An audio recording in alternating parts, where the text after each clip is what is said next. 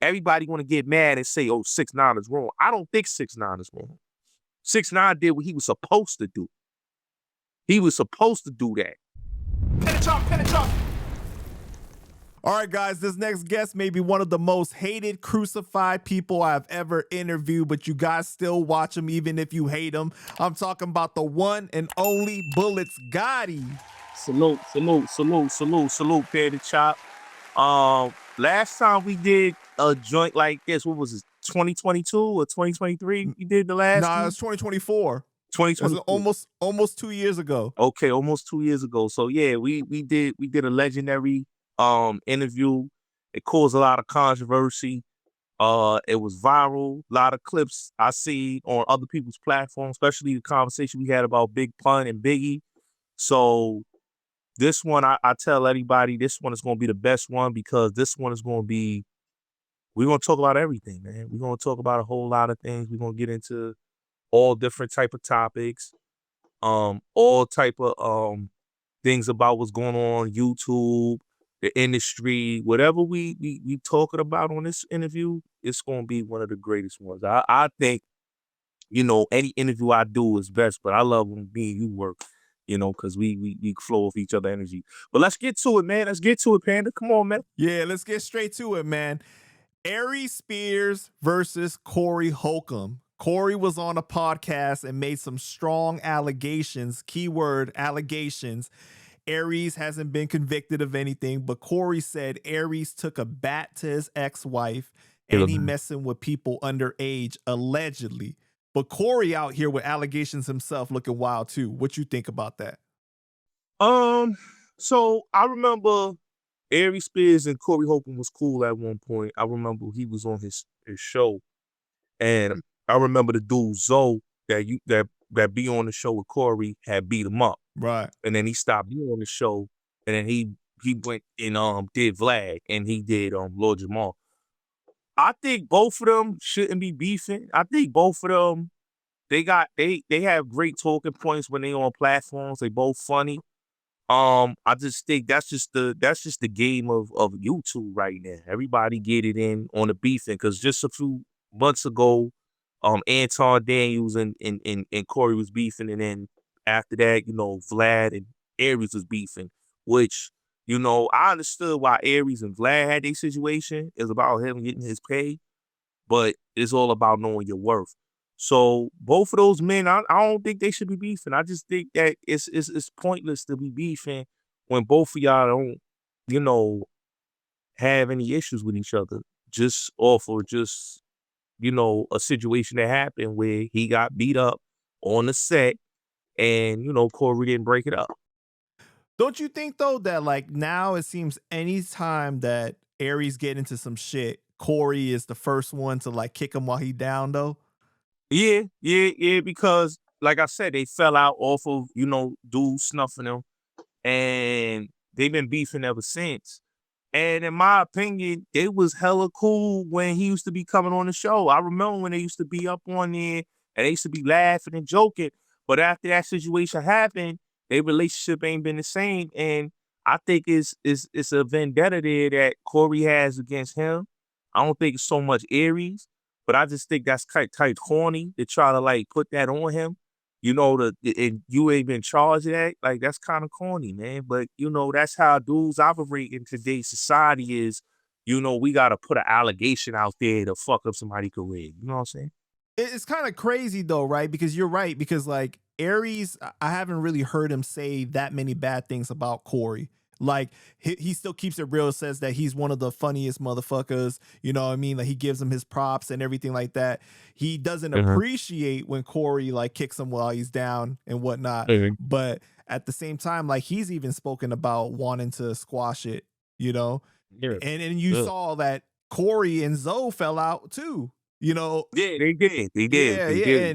And that's crazy, right? But like, man, like Corey is out here. He got that video of him hitting old girl outside the club too. Like how come he's not addressing that? I think because, he got so many people going at him right now that he don't even want to address that. And I think that's what really hurt him because to the point, like, he was, like, losing sponsorship and a whole lot of stuff. So I But just don't you think it's the worst time for you to be throwing out an allegation about somebody else then? yeah, I think it is. I think it is. I think he's wrong for that. I think he shouldn't do that. You know, and me personally, I don't hate him or Aries Spears. I like both of them. I just think that Yeah. Corey is just wrong for like throwing him under the bus, you know, and then at the time where, you know, basically there's allegations about you and abuse. So I don't like the hypocrisy. Yeah. That's one thing about me. I don't like the hypocrisy, Kendrick. But also, man, like these are serious allegations, bro. This is not something It that you is. play around with. You know what I mean? It is. Especially the underage stuff. So it's like, Yeah. damn, like, do you really have to hit him with that? Unless like you for sure, you know for a fact that this Yeah. motherfucker's touching, you know what I'm saying? I think he did that it was some below the belt shit going on. Yeah. That was what it was. Yeah, there was some below the belt shit. He just in his mind, he felt like exposing him was the way of saying that, oh, I got something on you. But it's like anybody could open up something on Corey. So it's like, why would you throw him under the bus and you got dudes that was throwing you under the bus? It was a couple months ago, they said Corey's career is over. I was watching Poetic Flock on all these guys. They was tearing him up. Joe Buttons and all those guys. And we're going to get to Joe Buttons and all of them in its later parts of the show. But yeah, I was watching them just tearing him up. So I just think that he's wrong for that. I think that he, as a man, should, you know, not do that. I mean, we could all agree to disagree, and we don't have to be cool. But when it's paper around, these dudes don't know how to handle criticism and handle critique. They just want to go and lash out on dudes when they see somebody down. But you know what though? Like, honestly, how many years have they been beefing now, bro? Like, isn't it enough already? Like, I mean, Yeah, I think it's enough. It's like it's been 6 years. It's been like 5, 6 nah, it years. gotta be longer than that when he got beat up, right? It probably was. It probably was longer. I think it was like around like 2019. I know it was around the time I had first started. Nah, it was 2017, bro. So you're talking 9 years. Yeah. Almost 10 years. Damn. Come on, man. Like, Yeah. I remember that. You know what's so crazy? Now that you say that, it was 2017 because I remember watching that live when it happened, and I remember watching the interview he did with Vlad right after that. So yeah, it did have. Damn, that's a long time, bro. yeah, you know what? And if Cat Williams and Kevin Hart can finally squash it, man, you know what I mean? Like, come on, bro. Like, Cat Williams is on I would say an apology tour because I just saw him with Jamie Foxx and he dissed Jamie Foxx on the Shannon Sharp joint. So if Cat Williams could do that, he could get on and take pictures with Kevin Hart and Jamie Foxx. yeah, Then Corey Holcomb and Aries Spears could do the same thing. most definitely, man. Mm-hmm. All right. How do you feel about the whole Vlad, Aries Spears, and Boosie situation? So I'm gonna say this, right? Because I had a conversation with somebody about this on my channel. Vlad, in my opinion, killed the game of podcasting. Vlad, in my opinion, when it comes to like interviewing people, because interviews used to be you promote your stuff and it was free. It wasn't really you had to give somebody money because radio people don't pay. They're giving you the promo. So if you got any project, that is to help you, right? People felt like they was being done a favor when they got to go on someone's platform. Yeah, it was done a favor. But when Vlad came in the game, he changed the whole trajectory of podcasting and just interviewing. So now people that are being interviewed, they need ticket fare. They need, you know, expenses. It's all about their expenses. And I'm gonna say this right here on the platform with you. I paid maybe 4 people that I've had on my platform. I paid for. One of them, I gave them a good amount of money, and they was supposed to go on Queen's Flip platform, and they did mines first. and it kind of like rubbed that person the wrong way because I took somebody that he had. So in this game, that's really what it come down to. Now, Vlad is very cheap. I'm going to say this to you, Panda, because the money that he's offered a lot of guys, and he'll take, if he see that the person is maybe a bigger person that he per se thinks, he'll pay them more money. Like 6ix9ine is getting way more money. Tony Yayo is getting a lot of money up there. That's why he keeps going up there, because Tony Yayo's not getting no peanuts. Let's just be honest. Yeah, but I mean, they getting the views to back it though, right? So they command that much money. Views, but it's like, but Boosie was his top, I would say the top guy he was paying. And I think the Marlon Wayans thing is what kind of rubbed me the wrong way, because you could pay Boosie that big money. You could pay Marlon Wayans the same amount. Marlon Wayans is a legend. Like, we're talking about White Chicks, Scary Movie, In a Living Color, Mo Money, Wayans Bros, Six Man. Yeah, we're talking about so much money that this guy movies that this guy has done. And you telling me that you couldn't pay Marlon Wayans what he wanted and Shannon Sharpe did? That's why, like, no, Vlad, Shannon Sharpe didn't pay him. Yeah, I know Shannon didn't pay him, but what I'm saying is, Panda, like, to have a Marlon Wayans on your platform and you just don't want to give him the offer that he asked for is crazy to me. Yo, but like, what he was asking was kind of crazy though, bro. But Vlad is paying Boosie the same amount of money. No, he asked for, what was it, like 35,000 and a percentage on the back end too, though. So it wasn't just the upfront fee. I don't think that. But Panda, okay, if he didn't want to give him the percentage of the back end, the 35,000 is not. It's not like it's $100K though. Right. It's like, come on, the 35,000 is, you gonna get it back, because he gives him the 35,000, he's gonna get it back in views. Like, perfect example, right? And we're gonna talk about these guys, but I just want to bring this as an example. Hassan and China Brim and Harlem Legend went on Vlad's platform, right?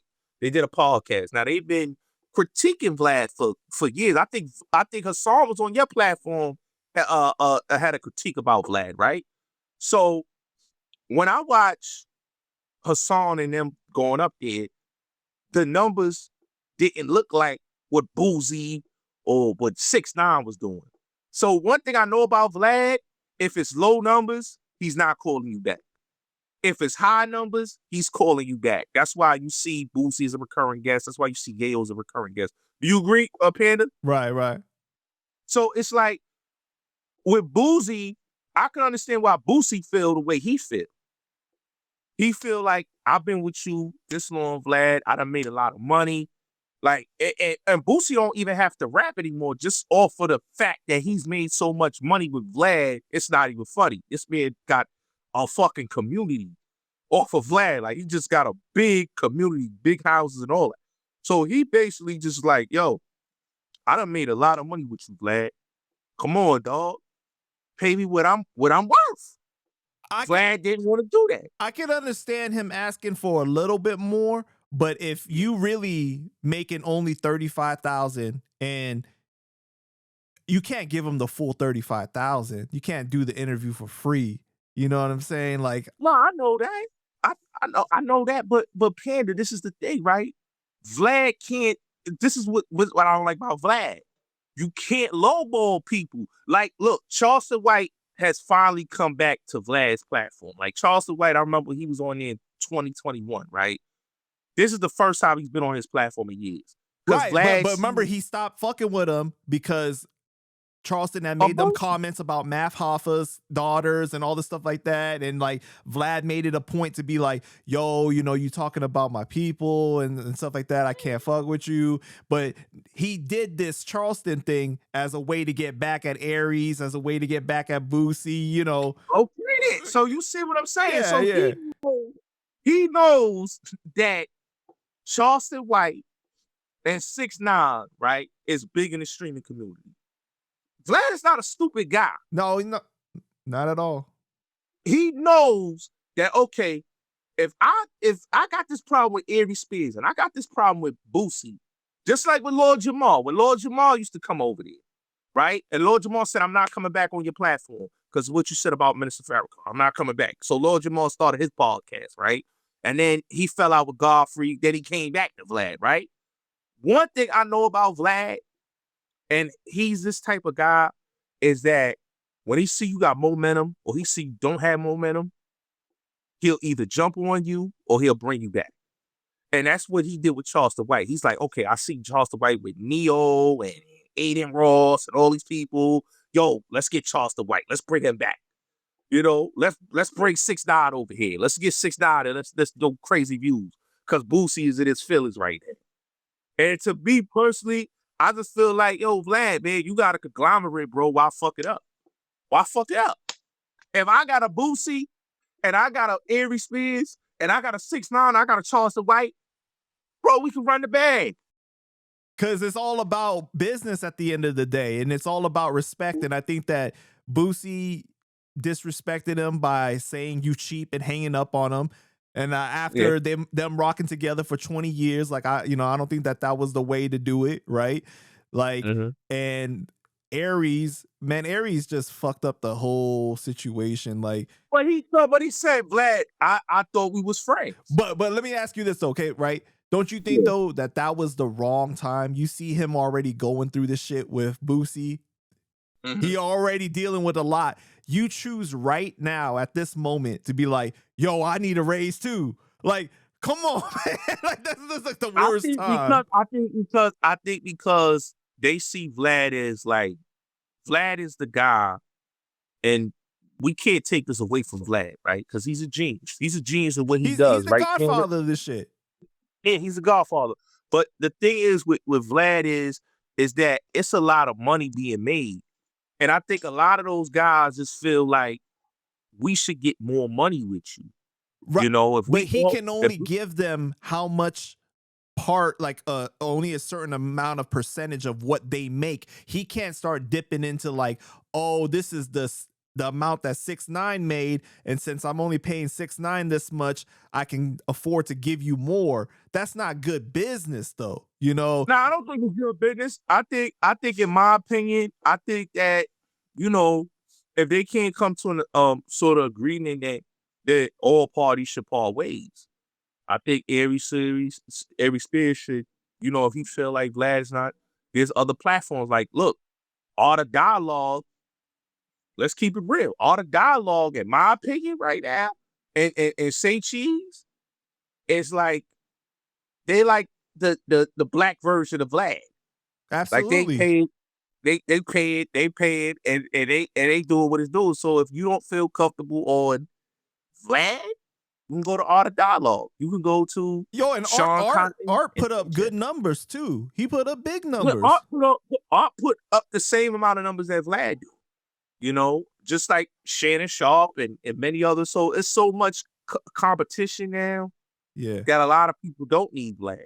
But let me say also though, like Vlad did engineer this whole shit, but at the same time, he did create his own problems though too. So we can't take away from that. We can't take away from that either. You know what I mean? No, he did. Right. He did. He created a lot of problems for himself. It's like, that's just like, I'm gonna keep it real with you, Panda. I was watching something,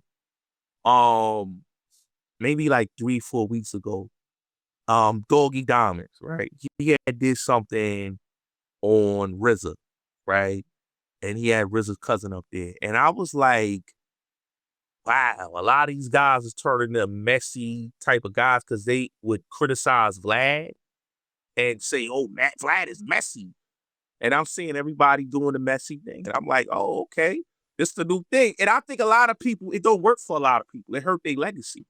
You get what I'm saying, Panda? Like, I think, like, I get exactly what you're saying, but that's what the unfortunate thing is now when you compare how YouTube was before in the beginning, where you could have artists on there talking about the new project, talking about these old stories, and it would do numbers. Yeah. Right?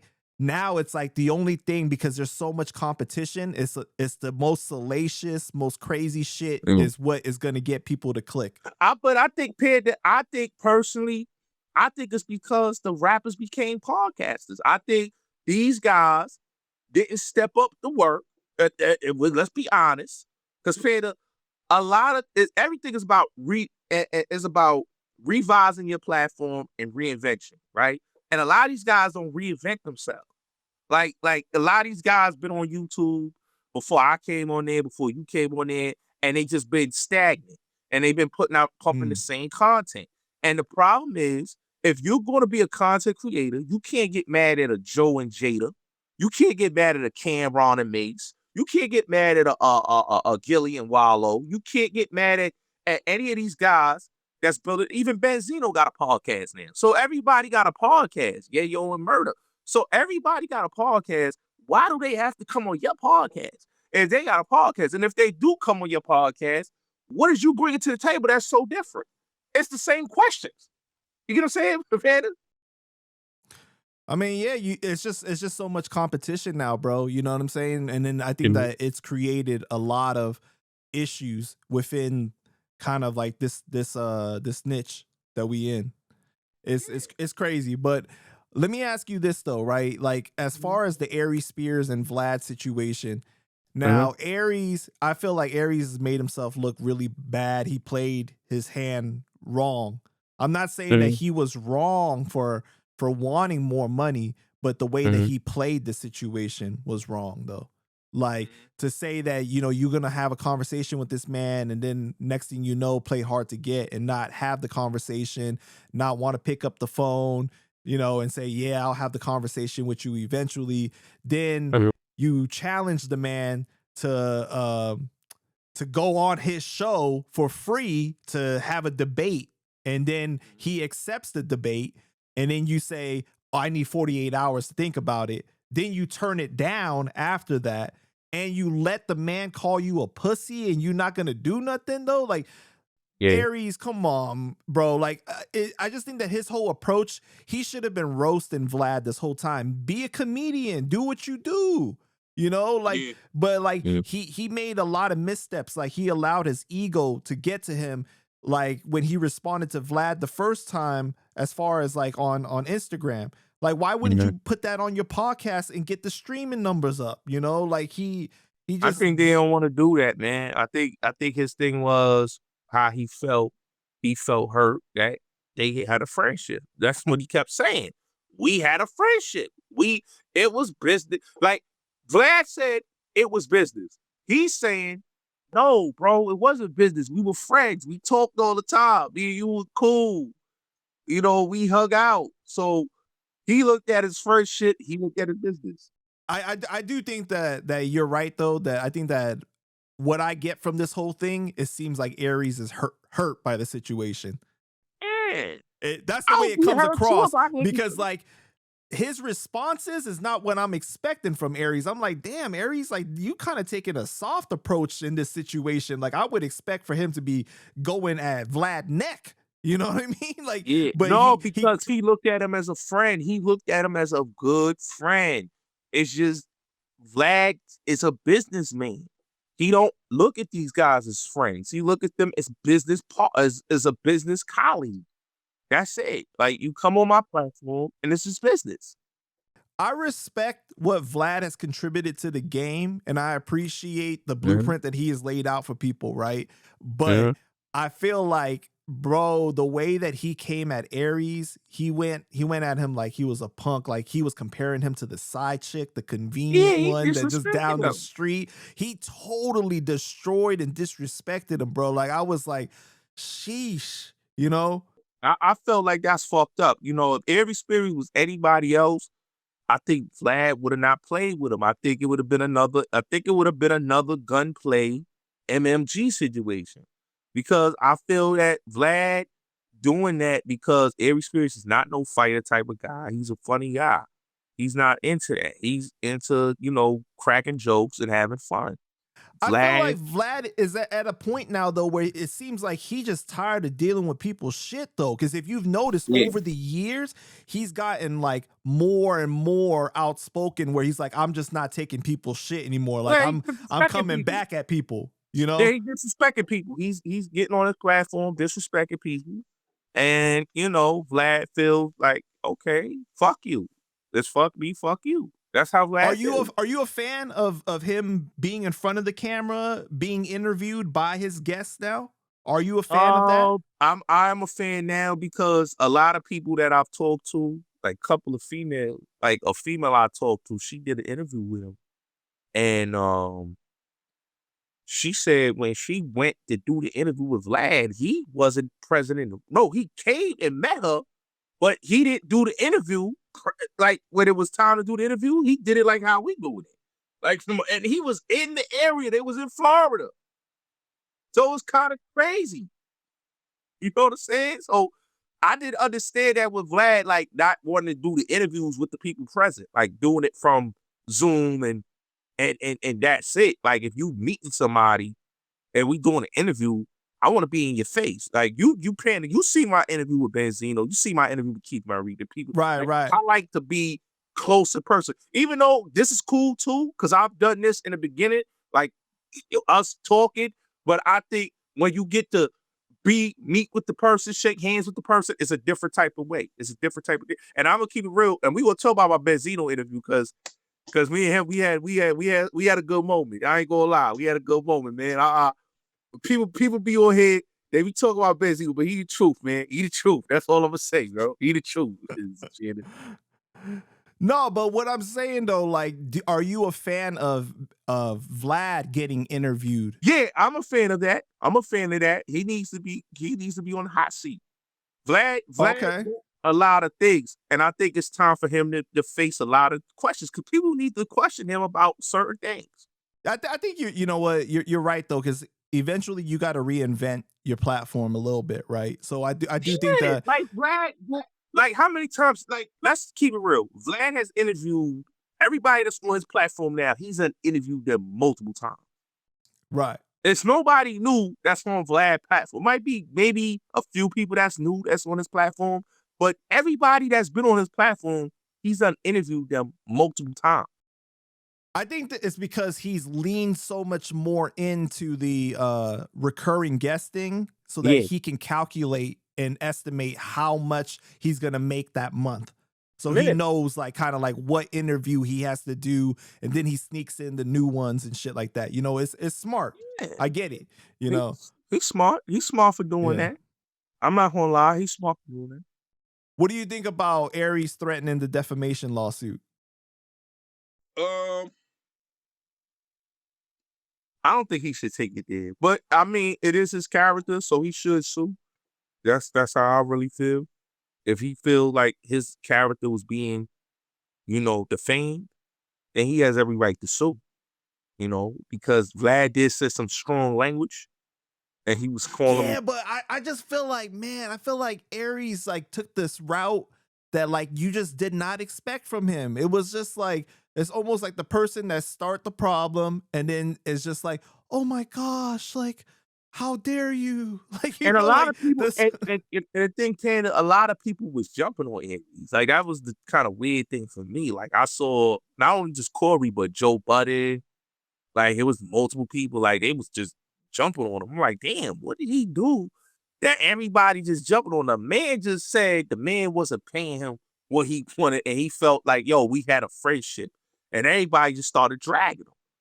Like I don't get it, because in my opinion, if that man felt like him and Vlad was tight like this, then he had every right to feel the way he felt.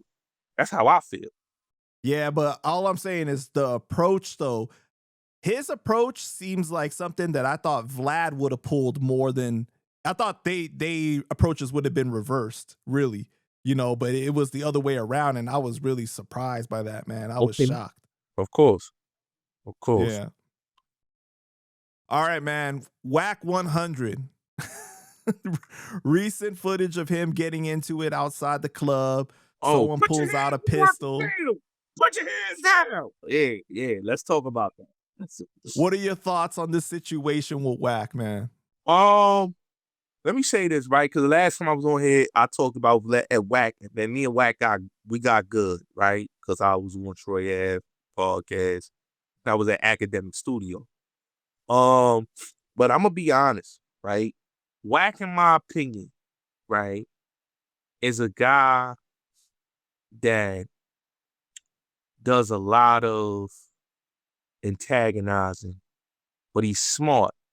And I'm gonna tell you why, right? Loose Cannon and what's the other dude? The dude that got locked up with Loose Cannon. You know who I'm talking about, Panda. The dude, he was on Adam's show. What's the guy name? Panda. Not Suspect. You're talking about The guy with the braids. He got the long Baby. braids. Brick Baby. Yeah, Brick Baby. Yeah. Okay. Brick Baby and Loose Cannon was on Adam's platform. They had issues with Big U, right? Wack is so smart. Like, he's all the war. Like, they say 50 Cent is all the war, but Wack is all the war too. What Wack did is use two guys that was loyal to Big U. Even though him and Brick Baby didn't see eye to eye, those guys went on the platform and dry snitched, right? Mm-hmm. Because they said they was cool with Nip. Nip was their guy and all that, right? Wack is so much a grimy dude that he put Steve Lobel on blast and he put Big U on blast. Like, I had something that Wack sent me maybe just a little bit before we fell out. This was in 2024. He had sent me something on Steve Lobel and Big U trying to get 86. No, it was 80, was it 86? No, it was 20%. No, was it 50%? It was getting 50% from Nipsey's family, right? So Wack used that to his advantage because Wack is so smart and he knew that Big U was extorting everybody. Big U was the bully. And Wack was so much, yeah, Big U my guy, Big U my brother, Big U this, Big U, I'm his kids like my god kids, right? He's praising Big U. If you ever see Hip Hop Uncover Panda, you ever seen that documentary? Yeah. Okay, you saw the last part where Big U's getting on it. Mm-hmm. Wack is in there, right? Wack is getting on it. Wack always says that I was supposed to be in that documentary. Big U took my spot, right? I gave him my spot. Wack is such a smart guy that you look at Adele, though, when you hear them talk about the stutter box shit, right? You look at that, right? Wack got in the game through Reggie Wright, and then he got serious in the game through Stutterbox because Stutterbox had a relationship with Money Mark, and they had a relationship with Shaq, you know, and Del Dog was with Shaq people, and it was Main Street, right? Crips. And then you got Wack that's tied in through K Slade, but how he got to being tight with K Slade was through Stutterbox, right? And then if you watch the TV series, not Hip Hop Uncover, Unsolved. You ever see Unsolved, the Tupac and Biggie story? Yep. Okay, if you watch that Unsolved, the character, the dude that played Jerome on Snowfall is playing Stutterbox. Stutterbox used to drive around in a Rolls Royce. Now the truck that's being raided is Wack's truck, right? So all this is so tied in together. It's so crazy, right? That Wack is involved with everything. He's involved with everything in that West Coast shit. And like Wack, he'll make you seem like, oh no, they ain't got nothing on me. I mean, come on, bro. It's easy. You don't have to have anything on you when you don't say anything. Wack is so smart that he don't incriminate himself. Wack make others incriminate themselves. That's why he stayed next to the dudes, because he know the loose cannons is going to run their fucking mouth. Like loose cannons sat up there on Adam 22 and just ran his mouth. And Wack loved it because I got issues with Big U. See, when I put that audio, you remember the audio that Hassan had? I put that audio out. You know that, right, Panda? Which audio? The one with Wack was talking with Hassan about Big U. Oh, and right. Okay. And the Nipsey sex tape. I'm the one, I played that audio in Clubhouse. J-Rock, the one that they said punched Wack, he came in my room. If you listen to that audio closely, he talks about how Suge Knight and Big U went behind his back and got a situation in Koch Records with Alan Grunback. He says this, right?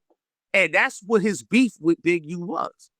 If Big U and Suge didn't do that deal, Wack and Big U would never have beef. And Big U probably wouldn't be in the situation that he's in right now. It's Wack that really got him in where he's at right now. But what do you and what do you think about the situation with the video though, with the gun and everything that just came out? Well, that just show you that Wack do anything for clout. You gotta look. Wack, that's Wack's play. If you notice Wack's career, that's what he does. Those type of things, like, you ever seen a video where he was on stage with Kanye in the game? Mm-hmm. And they said the Rolling 60s came on stage and was chasing him. If you look in the video in the parking lot, he talking about he grabbing for a ratchet. It's the same type of thing. The Stitches thing. He knocks out Stitches. When he came to Brooklyn, when he was around all the dudes that was a part Nuke and all of them, the Treyway dudes, he was around all of them. Mo Chip, shout out to him. And he's around all of them in Brooklyn, and Buck Dollars and all these people from Brooklyn, and Tellum Blanco. He's around all these people in Brooklyn, and he does the same thing when he beefing with Meek Mill. Wack knows what he's doing. He's a clout monster. Everything is a game to him because he know how to move the board, the chess pieces. He's a con man, but he's also a smart con man. Like, have you asked yourself this, right, Panda? Like, when the game had its problems, right? You remember when he had the reality show with the chicks for the Love of Game? Right, Priscilla Rainey. Yeah, okay. So you remember, like, basically, Game was getting sued, and a lot of his assets was moved to Wack's wife, Kimberly, and Wack. They had control of his assets because Game didn't want to pay the chick, right? Right. So now, push past the bumper clock, the Game and him is not longer. He's no longer Game's manager no more. He don't it's over. He has a whole new manager. If you watch the stream that he did with the dude Neon, Game manager was right there, his new manager, right? He said, yo, I'm game manager. You talk to me, right? But reason why he had Wack is because Wack's wife really run the business. And she was controlling the money. But once Wack and his wife fell out because Wack wanted to play with them hoes on Clubhouse, you understand what I'm saying? Then you start seeing that the business ain't right. You start seeing, like, niggas ain't respecting Wack shit. Like, Aiden Ross is not respecting you, Wack. Blueface, you crying about Blueface, they getting paid. Like, they going to hole-in-the-wall clubs. Like, Wack is not he's a janky promoter. He's like the movie with Ice Cube and Mike Epps, that's Wack 100. He's the janky promoter. Like, Ray J is going through what he going through, and Game he's just like, yo, I don't need Wack right now. Because Wack cost him a feature with Nipsey on his album, the Drillmatic album. Right. I remember that. Then he called, and Wack couldn't get him a NBA YoungBoy feature. And he say, Birdman is his man's. So to me, Wack is a grifter. He knows how to lie to people, and he knows how to pull people's coattails. That's why you'll never see 6ix9ine has never said Wack was his manager. People do business with Wack. You understand what I'm saying? Like, but Wack is not somebody that's like you want to do long-term business with. Because his business is shaky. Like I said, he came in the game through Reggie Wright, right? He gets mad when people that was down with Death Row, it don't respect him. Like, he's mad with Neckbone. Shout out to Neckbone. I'm gonna give him a big shout out. He mad at him, a dude that was originally with the original Death Row. How you gonna be mad at him? You wasn't down with Death Row in the 90s. You got with the Row. The Row is not Death Row. The Row is the Row. The Row is P.D. Pablo. The Row is Lisa Left Eye. The Row is not Death Row. Wack wasn't a part of the real Death Row. And the thing is like, you gotta look, right? Suge Knight said it. Yo, you was the truck driver. You know, you wasn't the guy that was a frontliner guy. You wasn't a guy that was a dude that was, you know, somebody that was in the mix of death row. You was a guy that came later in the death row through Reggie Wright. And then after Reggie Wright, there you goes to, you link with Stutterbox. And that's how you got tight with K Slade. So to me, Wack is a janky promoter grifter. He spent more time on social media arguing with people on Clubhouse than he does managing artists. But all that aside, right? Like, why did you guys fall out again? You know what happened was I was on Clubhouse. I was in a room and I had a conversation. Oh no, I was talking about something and I had left out the room. And when I came back, he was talking greasy about me. Saying, yeah, we got this on Bulletz Gotti, and we gonna expose Bulletz Gotti and all that. I'm like, hold on, bro. I talked to this man like 3 weeks ago. Like, where is this coming from? But then I understand why Wack does what he does. Wack fall out with everybody because Wack is the type of person is that he likes yes men around him, and he don't like people that don't co-sign it. I had an issue with him pumping out bad work on people. Like the thing with Max B, the thing with Big Meech. Like I don't respect that you have to put jackets on people because this person is not aligned to you. Because when it came to Gucci Mane or it came to QCP, he was very, very biased. And I notice about Wack is if he don't fuck with somebody, he's very biased. Like when he goes at Tupac, like I always ask myself, did Pac fuck your bitch? Because ain't no way I'm gonna be mad at somebody I've never met in my life. I've never been around, but you have so much to say about them.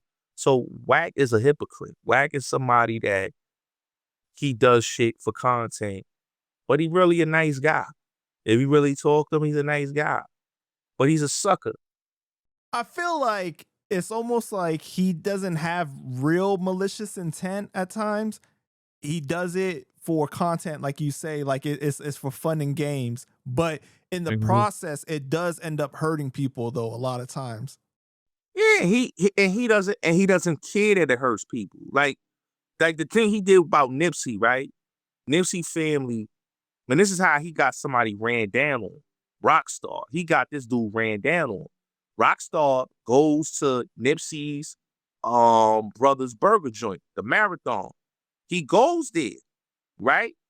These guys already mad with Wack because Wack's been on there shitting on Nipsey, saying how Nipsey on a sex tape and he ain't doing some gay activities, right? He's never produced a sex tape, but he continues to keep saying that he has this sex tape on Nipsey. He's been saying this since I've been on that app, right?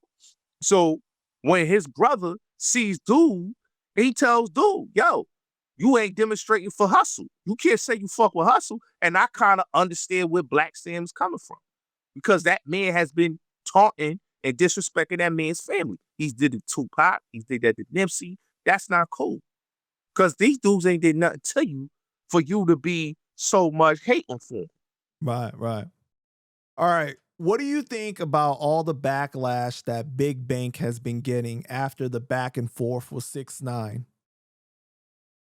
I think it's pointless. Why hate on why? And I had this conversation earlier about the Big Bang and 6ix9ine interview. 6ix9ine, in my opinion, right, is somebody that was overly loyal to the wrong type of dudes, right? Mel Murda, Mel Matrix, right? He's kind of family on my pop side, right? So I knew about the 6ix9ine situation because my cousins was telling me that it was an extortion thing, right? They didn't have genuine love for 6ix9ine. They wanted money from him, right? Now I'm looking at it like this, right? Jim Jones been with these guys and they've been running around with Jim Jones for years. Jim Jones have never put these guys in position. He's never put a Shotty in position. He's never put a Mel Murda in position. Never. But these guys are so salty at 6ix9ine that 6ix9ine put them in position, changed their lives. They went from sleeping on the pound floor to sleeping in baby mama's cribs to now they able to sleep in penthouses and mansions because of somebody like 6ix9ine who didn't know these dudes from a hole in the wall. And they was older than 6ix9ine. That's the thing that really like kind of like rubbed me the wrong way. Y'all dudes was grown men. 6ix9ine was a kid to y'all. Y'all could have been big bros and been better leaders. But instead, everybody want to get mad and say, oh, 6ix9ine is wrong. I don't think 6ix9ine is wrong. 6ix9ine did what he was supposed to do. He was supposed to do that. If wait. You saying that he was supposed to snitch on them? Yes. If you doing something, and I'm saying this on your platform, if you doing something foul, and I don't care who don't like what I'm saying, I don't care, because at the end of the day, the street shit is a myth and it's a lie. But 6ix9ine did nothing wrong. People don't understand is that 6ix9ine was overly loyal. Look at Pop Smoke. Look at Nipsey Hussle. These dudes died because they was too loyal. Tony Yayo just told Bobby Murda, yo, you did that 7 years for dudes to come and diss you. I said this on my podcast with OG Product. People said I was lying. Bobby and Rowdy was good. But you heard Yayo and Bobby Murda confirm that they are not good with him, right? So these dudes is not loyal. They loyal to when it's more convenient for them. 6ix9ine had every right to do what he did. If you bring guns to my house, if you come to my house and you sleeping with my baby mother, you threatening my moms, you are trying to murder me, you kidnapping me for somebody else's issues. Shotty was the one that cut Nuke and Harv off. They should have no retaliation towards him because he wasn't the one that cut them off. It was Shotty. So you basically going to grab up 6ix9ine because you feel like 6ix9ine, oh, yo, 6ix9ine, yo, he's a pussy. So all that what they did, the bullying and all that, it taught them that y'all got what y'all deserve. No respect for them, bro. I had no respect because it's though it was never no loyalty. And let me tell you something. Me and my cousin had this conversation. He agreed with what I'm saying, and he right now was doing time right now. You know? And it's for a disloyal person. So everybody want to blame 6ix9ine. What the fuck? Well, why y'all not blaming CEO Chris? Like Big Bank did that interview. People mad at that. Why y'all mad at Big Bank for doing that interview? Wait. But okay, I get what you're saying because 6ix9ine wasn't from the streets and he wasn't from that life. So if you're talking about from that perspective, then yes, he was supposed to tell because that's not what he's from, right? But he was still the same person that was out here that was saying that I got 10 bands on so-and-so head, and he created a lot of issues too, though. So he has to take accountability for that too. Okay, he do. But let's just look at it, right? It's the entertainment business, Panda. We have to look. Rappers are entertainers. I'm gonna be honest with you, Panda.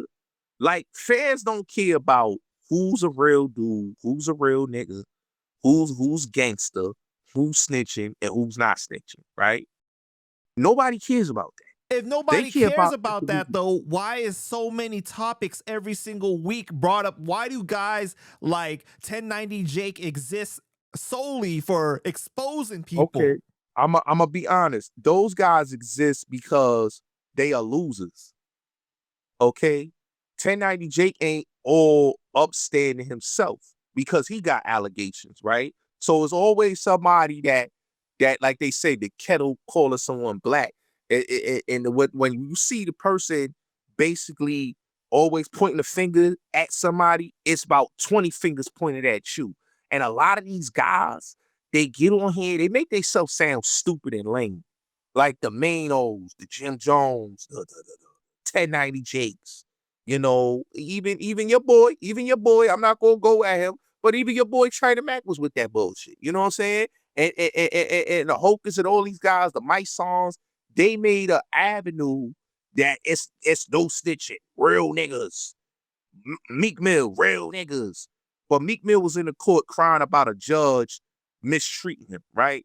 So all these guys got excuses. Everybody mad at Gunna because Gunna did what he did, but nobody's mad at Young Thug for calling YFN Lucci a snitch, for saying YFN Lucci told, the saying YFN Lucci did this and did that, and then come around and do a record with YFN Lucci, and then he try to shit on Gunna, and he don't want to squash with Gunna, but then it's a video of him snitching. Like let's make that make sense. And 21 Savage, he's not even a street dude. Okay. All right, wait. You see, you going down a lot of different lanes right now. Okay, first of all, as far as you talking about China Mac, you can't put that on China Mac though, because there ain't no allegations against him. Okay, he's always kept this solid. He kept it solid. But he kept it solid. But I get what you're saying, that there is a lot of hypocrisy amongst people that say things. You remember, Panda, China Mac when he first came on, right? And I was rocking with when he first came out, right? He was like, yo, Jen told on me, right? And then he did the sit down with Jen. I didn't hear nobody saying, yo, China Mac, you should do this sit down with Jen. Because Jen told on you. I mean, people have it's a biasness. It's a biasness. If they like somebody, then they're gonna have a biasness. But if they don't like the person, then it's fuck 6ix9ine. Like, why is it fuck 6ix9ine? All right, let's dial it back, because we going down a different path now, okay? But as far as the whole Big Bank situation, right? Yeah. 6ix9ine, the way that he did that whole interview made Big Bank look real bad, that there was no way that he could defend anything. But at this, I mean, what are your thoughts about that specifically? I think he did a strong. I think it was if he did the right thing, I think he exposed hypocrisy. 6ix9ine showed that Nipsey Hussle got killed by a black man. Pop Smoke got killed by a black man. Everything he said was the facts. Pop Smoke got lined up by his own people. Nipsey Hussle got lined up by his own people. So everything that he was saying, 6ix9ine is saying like, yo, if I didn't do what I did, and the feds, they would have killed me in Vegas. My own people. So Would you think of Wack asking ATL rappers if they're gonna give Big Bank the same smoke they gave Wack for interviewing 6ix9ine? Because we found out that 6ix9ine paid Big Bank to do the interview. I don't know. They might not. Because he an OG out there. They might give him a pass on that. But Big Bank, Big Bank don't care. Big Bank he had Rollo on it. And they said Rollo was a snitch, right? Right. He had Woody on his show.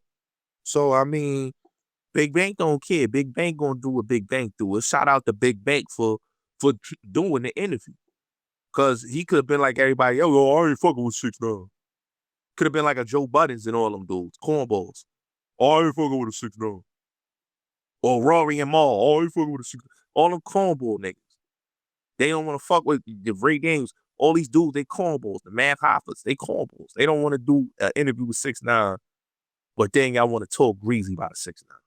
Well, come on. Wait. See, you can't do that though, because like, if these dudes are keeping it solid and they totally against not snitching, and they not being hypocritical, it's in their right to not do an interview with them if they don't want to. They are journalists, but they are journalists. They are journalists. This is what I don't understand. These guys, they call themselves journalists. They call themselves podcasters. Do they really call themselves journalists though, or they just call themselves media?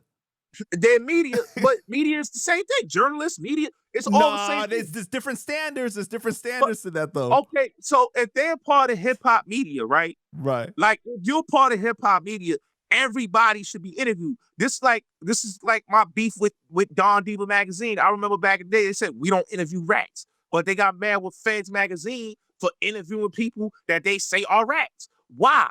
It's all around. You're interviewing everybody. If everybody, the streets, this is what people gotta understand. The streets is not just, oh, you have to be a real nigga and you have to do 30 years and stay solid for us to interview you. No, what the fuck are you talking about?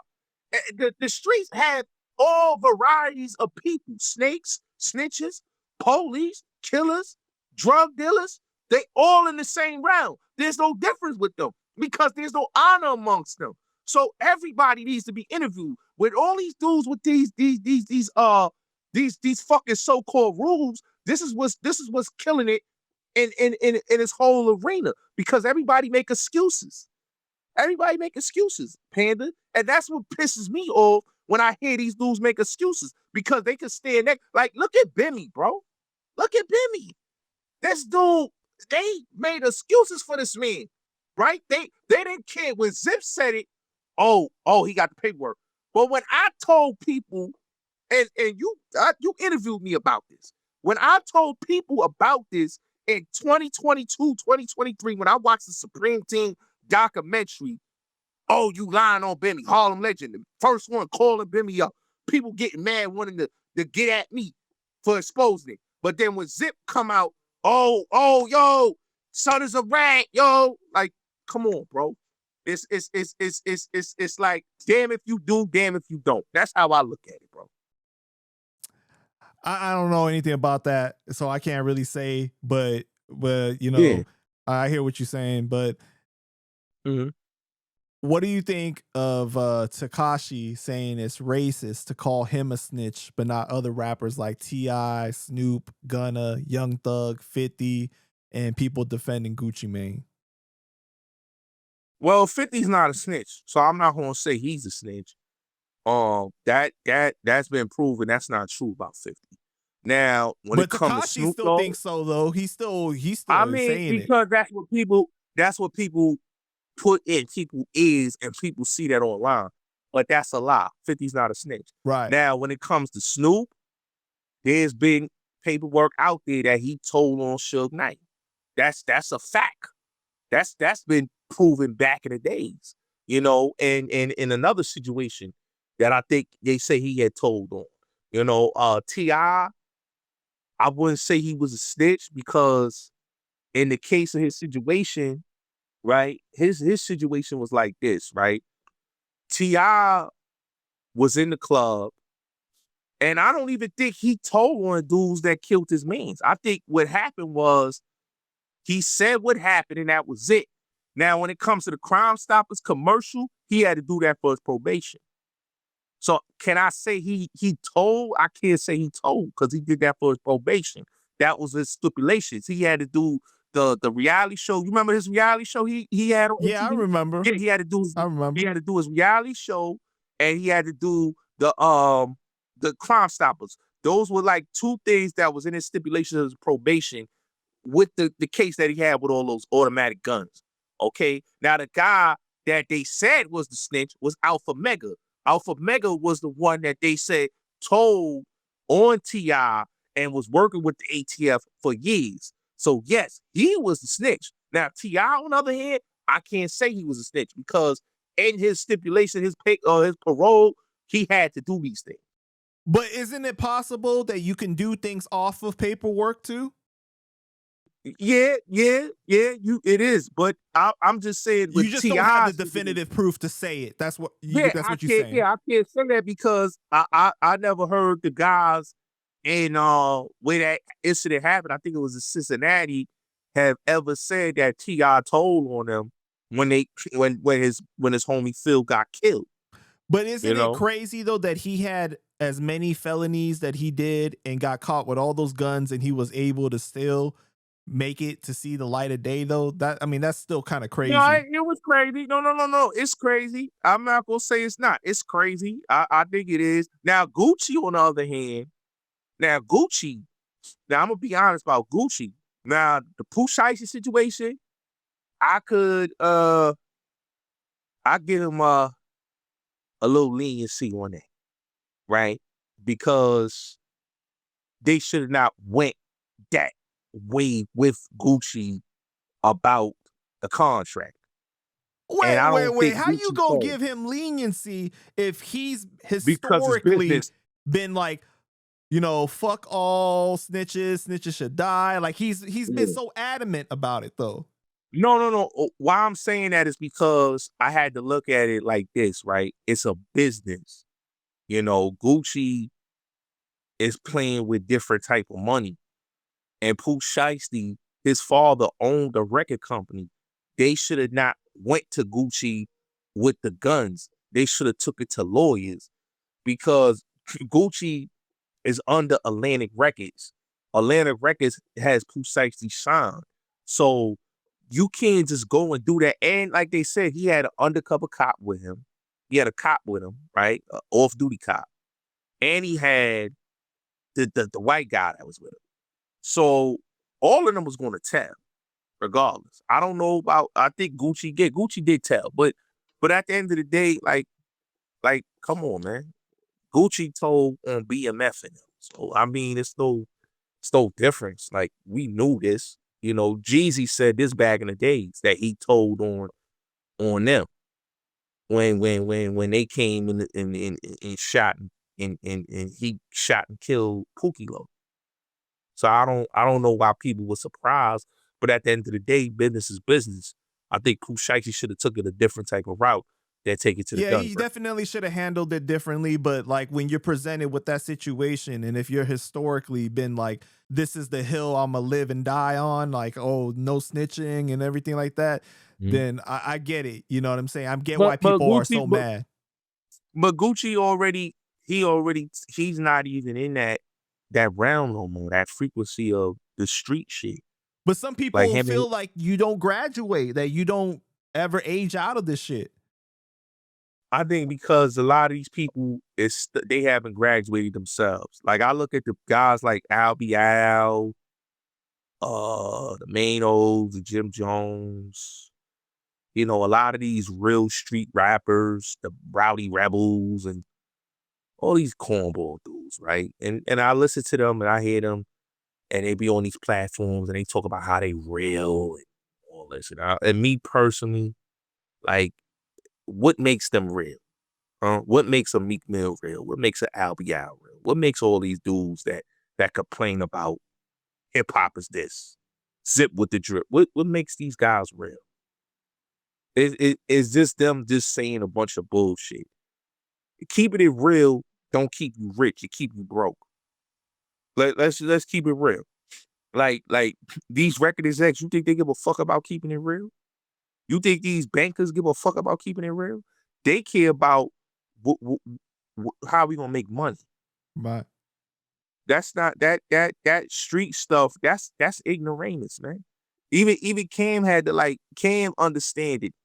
You know, when Cam said that back in the days, you know, Cam was trolling. But Cam know, 50 know, like that keeping it real culture don't mean nothing when it's about money. Money is money. That's why I select fewer artists that reaches to that pinnacle of entrepreneur mogul status. I think that at the end of the day, it's just about being honest with yourself. So if you say that this is what you're about, sticking to that. So if you honestly believe in no snitching and you preach that, then you should stick to that. Then people need to not sign the Rock Nation then. If they believe that, then don't sign the Rock Nation. Just keep it real, Panda. If they believe that, don't sign the Rock Nation. That's all I'm gonna say. All right, well, what do you think about the Young Thug and the Gunna situation, though? You think that they snitches? Pure hate, pure jealousy. I don't think what Gunna did was wrong. I think Gunna said too much, but I don't think he did anything wrong. I think people had hate for Gunna, but now they see Gunna has motion. A lot of people love Gunna music. Gunna is still out here moving, and Young Thug shit ain't doing so well. You know, his album flopped. You know, people is not really checking for Young Thug. Like they thought it was going to be the other way around. When he came home, it was going to be Young Thug. But it came to be that it was Gunna all along. What about the video of him saying like, oh, you know, I was just flirting I wasn't really snitching, I wasn't really telling and stuff like that. Like he never thought that video was gonna come out. No, he didn't think it was gonna come out, and he got caught. His hands got caught in the cookie jar. Right. I think what happened with him was he was overzealous and cocky, that he thought that, oh, they never gonna know that I made a dick, that I sat with these people and I was talking. You know, Young Thug. But you gotta look. This guy came in the game wearing a dress. What integrity do he really have? If you came in the game wearing a dress, what integrity do you really have? If you calling men boo and you throwing up big B's and red flag and I'm sex money murder, but you wearing a dress, what integrity do you have? All right. What about Tekashi saying that if you're black, it's okay to rap? It's accepted. Now, I'm gonna be honest. Tekashi was way overboard with that statement. He was way overboard with that statement. But I understand where he's coming from, but he was way overboard with that statement. But I understand where he's coming from, right? Okay. And why I understand where he's coming from. But this is a thing that people don't really understand, right? When you look at this whole, what Tekashi is saying, he has a lot of truth to it, right? But what people don't fail to realize is all these cartel people that a lot of these rappers be glorifying, they think they real dudes. But do they really read the news and know the deals that El Mayo did to get his son out of federal custody? Do they know what Chapo's son did to get El Mayo in federal custody? But they glorify these guys, say, I'm like El Chapo, I'm like El Mayo. But they don't know these dudes make deals. They'll tell on them to get out of a situation. You know what I'm saying? So it's all about, doing for self. 6ix9ine got a raw end of the deal because people crucified him just for what he did. They didn't look at the picture that, them dudes was foul. Shotty was foul. How y'all gonna bring guns in to this man's house and stolen merchandise to this man's house? Like people didn't watch the documentary. You understand what I'm saying? I knew that wasn't a good situation for 6ix9ine. If my peoples was around 6ix9ine, it'd have been about that money. Them dudes would have had to we see y'all in Miami. We see y'all at this club. Y'all not coming when we. How does 6ix9ine not know though that they doing all this illegal shit? I mean, he didn't really care because it was like I said, it goes with the character. Because the music industry is all about a character. But 6ix9ine didn't really need them guys. He didn't really need them guys. What people don't understand is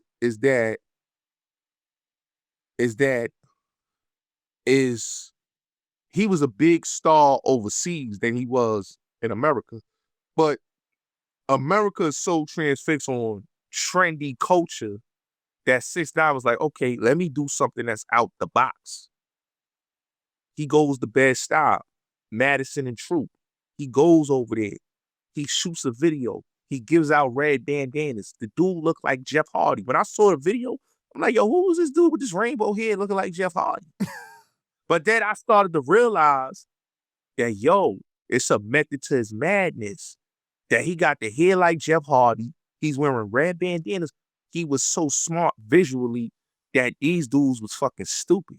And all they had to do was just play their fucking role and just let him do him. And they would have all ate.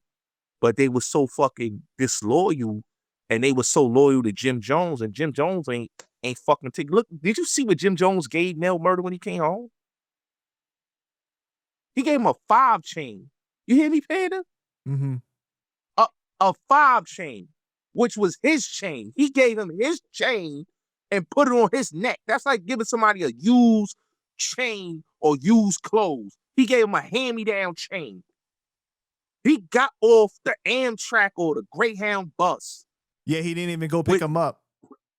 Didn't go pick him up with a prison sweatsuit on. So what did that tells you right there? Y'all was so loyal to that guy where that guy don't even give two fucks about you and have you taking the fucking Amtrak or the fucking Greyhound and he picks you up and you wearing prison sweats. That just show you right there, dudes mental be twisted. What do you feel about 6ix9ine saying that Latinos aren't allowed to dominate in the music industry or the rap, the rap game? I mean, it's not that many Latino. I mean, when it comes to pop, the Latinos run that. Right. When it comes to reggaeton, they got that on lock.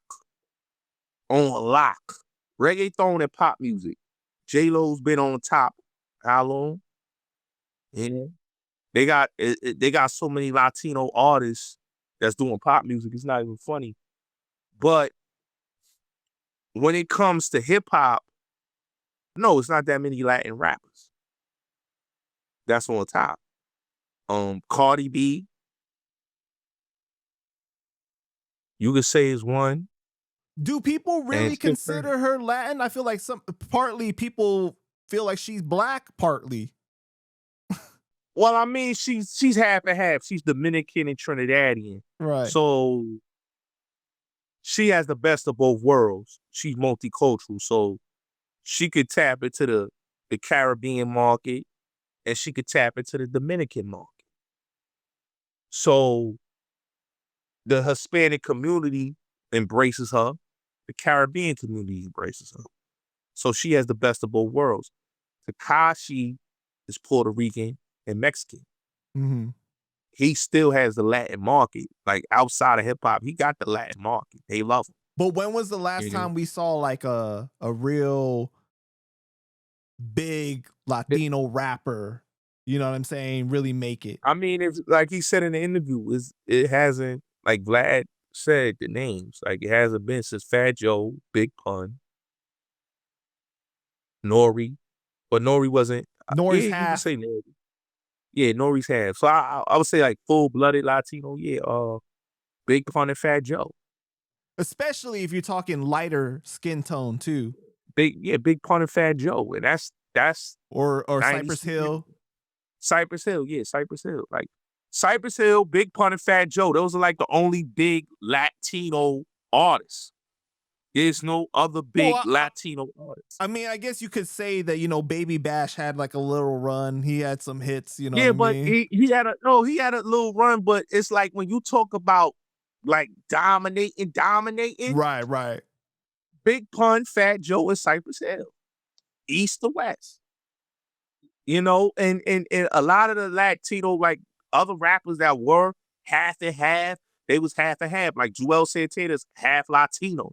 But Fabulous a lot of those that are half, like even Banks, right? Banks is like part Puerto Rican or something like that, right? Yeah, Puerto Rican. Yeah, he's black and Puerto Rican. Yeah, but AZ a lot of them, they don't always acknowledge their Latino side though. They kind of just pass. Yeah, they do. They do. Like Fab, like for a long time, Fab never acknowledged his Dominican side. AZ never really talked about his Dominican side, until like later on you might hear him talk about it. A lot of them don't. Joel's really never talked about his Dominican side. Isn't Jim Jones part Latino too?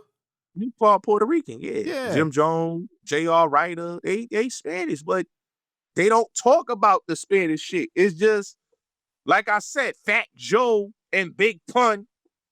When they said Big Pun was the first Latin rapper to be nominated for a Grammy, that is a fact. He was the first Latin rapper to be nominated for a Grammy, bro. There's no other Latin rapper you could name that was nominated for a Grammy before Big Pun. Fat Joe is the biggest, like when you talk about Spanish rapper, he's the biggest. When Lean Back came out after Big Pun, Fat Joe carried what Big Pun did right after. So there was no other Latino rappers that you could say reached to that level of highness. You still hear a Big Pun record on the radio. You'll still hear Fat Joe record, and these records is 20-something years old. Right. So there's no other, and like I said, 6ix9ine was the, I would say, full-blooded Latino rapper that dominated. Yeah, especially when That he dominated. came out with that song with Nicki too. That was like one of his bigger hits. You know what I mean? Yeah. I mean, and that's what I'm saying. Like when you talk about Latin artists, yeah, you got Daddy Yankee, you got Bad Bunny, Right. but they don't do hip hop. They do reggaeton. Yeah. So it's different. Reggaeton is different. That's why 6ix9ine was able to go into that reggaeton lane, because reggaeton, they make more money than rappers. To be honest with you. Oh, Latin music is like arguably bigger than hip hop worldwide. If you're talking worldwide, it's arguably, you know what I mean? Like you can make that argument. It's the biggest. It's the biggest. You just saw the Super Bowl. Bad Bunny opened the Super Bowl. That just shows you reggaeton music is huger than hip hop. They don't even need hip hop no more. I remember back in the days, reggaeton artists needed a rapper on their records. I remember when Daddy Yankee did Gasolina and Rumpet. He had Banks and Buck on it. And he needed Nori too. He needed Nori. Yeah. So that just shows you that reggaeton needed hip hop. But now in 2026, why the fuck would they need a rapper when they are huger than rappers? Yeah. Rappers need to do a working with Bad Bunny. Let's keep it real. Right. How you feel about Rick Ross apologizing to Drake? They're saying French Montana forced Rick Ross to apologize to Drake. He should. I mean, we gotta look. Rick Ross' biggest, like when he was beefing with 50 Cent, the people that I say helped him the most in hip hop was Diddy, Jay-Z, the DJs, and Drake and Lil Wayne. Yeah. Without Drake and Lil Wayne, or Khaled, right? Khaled, yeah, you can put Khaled in there. But without Drake and Lil Wayne, Rick Ross would not have the career that he has, the longevity career he has in hip hop. Yeah. So with him dissing Drake is crazy, because every album that Rick Ross has ever done, Drake has been on it. Rick Ross' biggest record that still plays to this day is Aston Martin. Mm-hmm. And that's because of Drake. And the crazy thing is that song was Drake's song first. Was it Paris? Paris Morton. Yeah, Paris Morton music, right? And then he remixed it basically. And did it for Rick Ross, Aston Martin music. Yeah, that's crazy, man. But did we ever really find out what the problem was? Like, why did they even have a problem? Because it seemed like it came out of nowhere. So Rick Ross said it was because of the situation with something with French Montana. With the cease and desist, right? With the cease and desist, right? But I look at it like this, right? It's just like when he had the issue with Birdman, right? And he did the same thing. It's just like with the 50 Cent issue. Oh, 50 gave me a look. Like Rick Ross always, when he goes into album mode or he's promoting something, it's like he has to start up a beef, an imaginary beef. Because you didn't go this hard when, I don't even think he went that hard when Drake and Meek had their issue, did he? No, I don't think so, man. That's what I'm saying. So I'm like, and he was his artist. Right. So I feel like French Montana, who's very neutral, who fucks with Rick Ross, who rocks with Drake, who's like, yo, I might want to do a record with Drake, with me and Max B. We may need that feature. Don't mess that up for us. But see, that's the thing though. Was French even taking it that serious that he got hit with the cease and desist? So if your man is not even taking it that serious, why are you taking it that serious? Cause Ross feel like he gotta butt into certain situations. And that's what really like hurt him. I feel like he played himself though. Don't you think so? Like he played himself. He played himself. But he played himself in the issues with Birdman. Right. You know, he played himself in that. He even played himself with the 50 Cent thing, because 50 Cent issues was with Lil Wayne and Kanye. So once him and Wayne squashed and Birdman and all of them got cool, Ross it kind of felt like stupid that Ross was beefing with 50 Cent, because him and 50 Cent ain't never had no issues. But he said that 50 Cent gave him a look. So I don't be understanding Rick Ross, his logic of why he got to start beef with these dudes when they really don't have an issue with him. I feel like you made your best music with Drake. Drake had you on all his albums. You had Drake on your albums. So it was great business for both of y'all because y'all made great hits.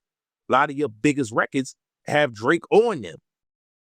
I think the angle that he took too made him look bad because it's like you just started calling him white boy and stuff. So he wasn't white boy before, but now your real feelings come out. You know, and I'm not saying I'm a big Drake fan or a big Ross fan, but I'm just calling it how it is, that like the angle that he took, it wasn't a good angle.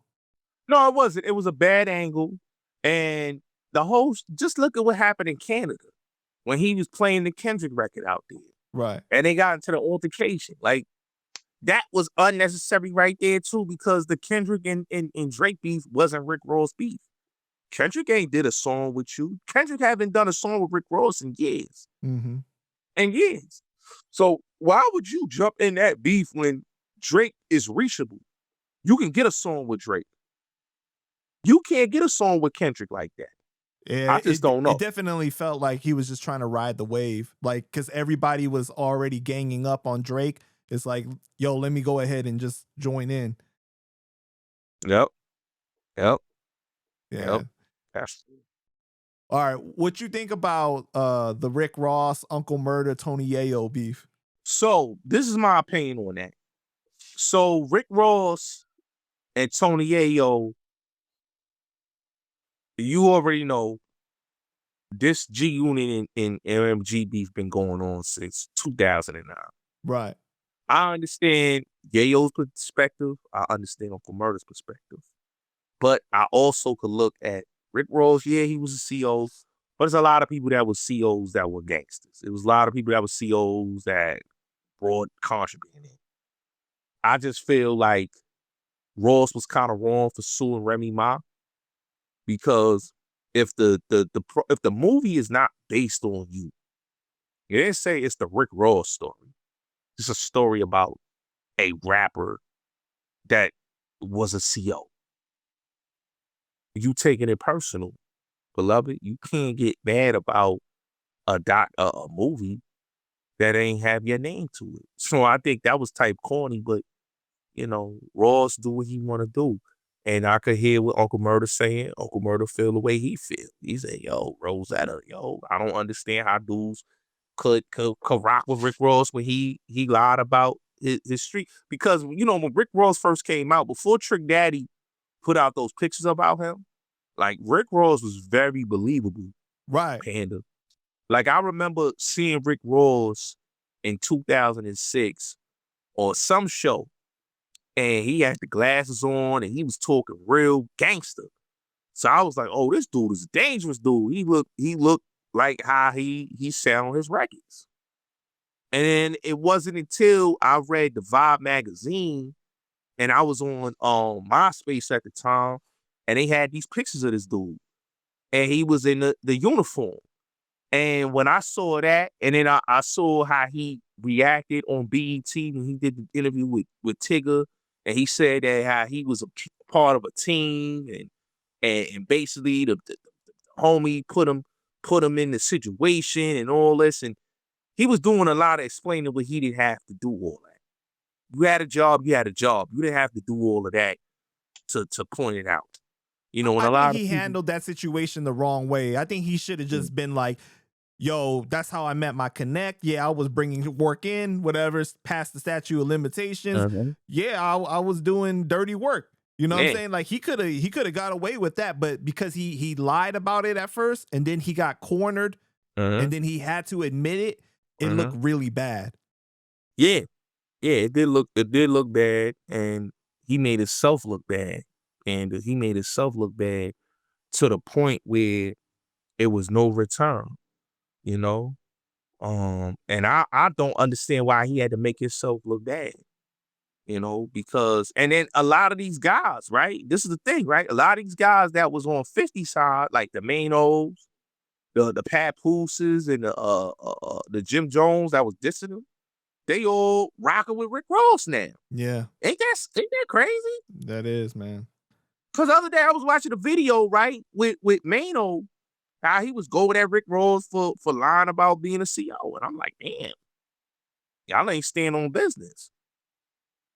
But hey, somebody, they need a feature. You know what I mean? They need a feature. You can't change, you can't hate on the fact that he does make good music, regardless of his. He make great music. Yeah. Rick Ross make great music. Regardless great music. of his, his history or whatever, right? Like, I'm not a hater, so I can't say like, oh, he just whack, whatever, He do. No, he not whack. Yeah. He's a great rapper. He has great beat selection. Yep. He makes great music. He's not whack at all.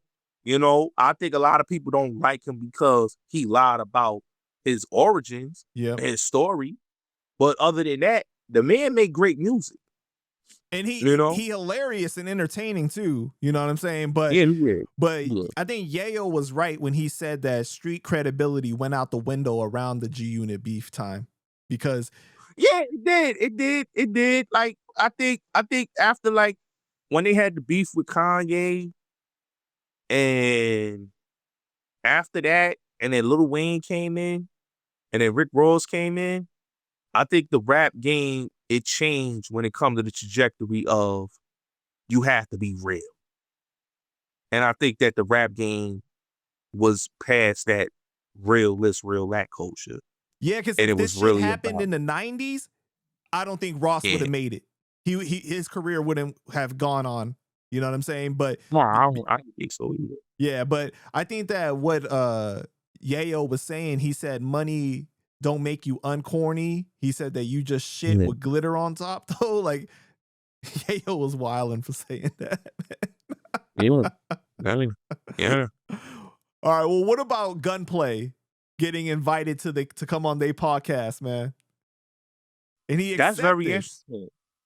That's very interesting. That's gonna be an interesting conversation. But I'm gonna say this though, right, Panda? Rick Ross should treat his people correctly. Cause for Gunplay to get on a podcast with Yayo and Uncle Murda, and he's letting bygones to be bygones, and he took a hit for the team. Yeah, after he got jumped at the award show, remember? He got jumped at the award show and all that. His chain got taken. And I mean, you gotta respect him on, he letting it go, because at the end of the day, Ross don't respect him. Like, I watched the video when he gave Ross the chain, and Ross didn't really he ain't really care for the gift. Right. And like a lot of people, like Envy was saying this when he was beefing with Envy, Ross and Envy was beefing. He said, yo, your man gotta go fund me for his daughter, and you're not helping your man out. Like, and like Gunplay, his projects never came out. The Triple C's album flopped, and he really never was able to drop an album. He was signed to the man. He was originally in that man's group. Ross was so focused on Wale, Rocky Fresh, Stally, Meek Mill, French. But Gunplay had joints though too, so you can't say that he didn't have no joints. No, he had joints, but what I'm saying is, like, he didn't feel like he should focus on a Gunplay project. Right. I know. But what I'm saying though is that, like, somebody watching this, they'll probably be like, oh, well, Gunplay's whack. He probably didn't have no joints, but he did have joints. No. Gunplay had joints. He had joints. Dash he had a lot of joints. Bible on the Dash, right? Yeah. Bible on the Dash. Like, he had a lot of joints, but it's just Ross. He saw that Meek Mill was the meal ticket. Wale is the meal ticket. He saw money in that. Rocky Fresh, Stally, that was what he saw was the meal ticket for MMG. And that's what he put on the back of MMG, because MMG was around before Meek and Wale came, but it's just his focus when he got them, it was on them. Yeah, but the fucked up thing though is that he's known Gunplay for 30 years, bro. Yeah, he knew him for a long time. Since he They was like like, childhood homies. yeah, since like 15, bro. Since Yeah. Gunplay was like 15 years old. So like, Yeah. I get it. Like, if he's not gonna be the star of the label, but like at least Right. make sure his paperwork right or something, right? You know what I mean? But it just looked bad if he's out here having to rob people because he can't get his album out. Yeah, Gunplay had to put in a lot of work. Gunplay was out there, you know, got himself in some situations where he the accountant situation with the gun was at the accountant. The situation with his baby mother. So it was a lot of situations that Gunplay got involved with where he should have not got involved with when you signed to somebody like Rick Ross. And like you said, he knew Rick Ross for years. This is like a childhood homie. So yeah, I can see why Gunplay was mad. Shit, I mean, Gunplay is the one that assaulted Vlad with the bottle. That Yes, he did. He did. He put in the work on Vlad. He put in the work on Vlad. That's a fact. that's crazy. And Rick Ross had to give Vlad that 300,000, and that's why we got the Vlad and the platform that we got because of that assault. Just being honest. Yeah, He yeah. got assaulted and he came up. So, you know. So yeah. Yeah, man, that's It's crazy. fucked it. But are you excited to see Gunplay go on Tony Yayo and Uncle Murda's podcast? Yeah, I'm happy to see that. I think that's good. I think that shows growth. I think that's good for both parties. You know, they get to hash it out, and yeah, it'd be good. It'd be good for the platform, and it'd be good for both of them, man. It'd be good for both of them, man. All right, what you think about what's going on with Dame Dash, man? You don't think that he's looking bad out here, bro? Like, just constantly hating on Jay and everybody else? I think Dame, in my opinion, I feel like Dame was upset because when you've been with somebody, how long he been with Jay, and he was loyal to Jay, and he basically was arguing with people in Rockefeller, not Rockefeller, but Def Jam. And he goes in there and he's spazzing on Mike Kaiser and he's spazzing on all of them. He did all the dirty work. All the He dirty did work. all the dirty work. All the dirty work. And like to see him get shitted on, and basically, like he said, that Jay set that up because Jay was in Puerto Rico doing a show for Def Jam and revealing that he was going to be the president of Def Jam, that it was over. Jay-Z knew it was going to be over in 2003. Dame didn't know it was going to be over in 2003. You know what I'm saying? So it's kind of messed up. But Dame is somebody that was like, I rolled for you. You know what I'm saying? I got you out your contract that you had, got you out of Payday Records. We got you over here, and we got the situation at Def Jam. It just showed that the loyalty wasn't really there. Yeah, you did what you did, but it wasn't like, okay, I'm gonna need you forever. And I think that's the part that Dame didn't understand. Jay understood it, and other people around him understood it. That's why Bleak always say, we knew it was gonna be over. It was Dame that didn't know it was gonna be over. Because Dame wanted to continue to ride. And the ride wasn't, Jay didn't want to continue to ride no more. You know? I get all that, but I just don't want to see every single clip is Dame doing an interview talking bad about Cam, talking bad about, oh, Jay's a terrible performer. He was never good. You know, like it's just always him saying something negative about these past people, you know? And it's like, damn, bro, like that's just not a good look for him. I'm not saying that he don't have a right to feel that way though. Yeah. But it's just how it's getting marketed to everybody. It's not a good look for him. Yeah, I don't like him and Cam beefing. I think him and Cam basically should squash that as a whole because they were good friends. You know, he looked at him as a big brother. He made a song tribute dedicated to Dame. So with shit, Cam took on the Jay beef for Dame. He took on the Jay beef. Remember when he was all like, when in the diss song, he was all like, first, the reason why I'm doing this because of what you did. You took Rockefeller. Dame. Yeah, he took from Dame. Yeah. He really, in my opinion, I feel like he was overly loyal to Dame. I think Dame was mad because of the whole. I don't know, man.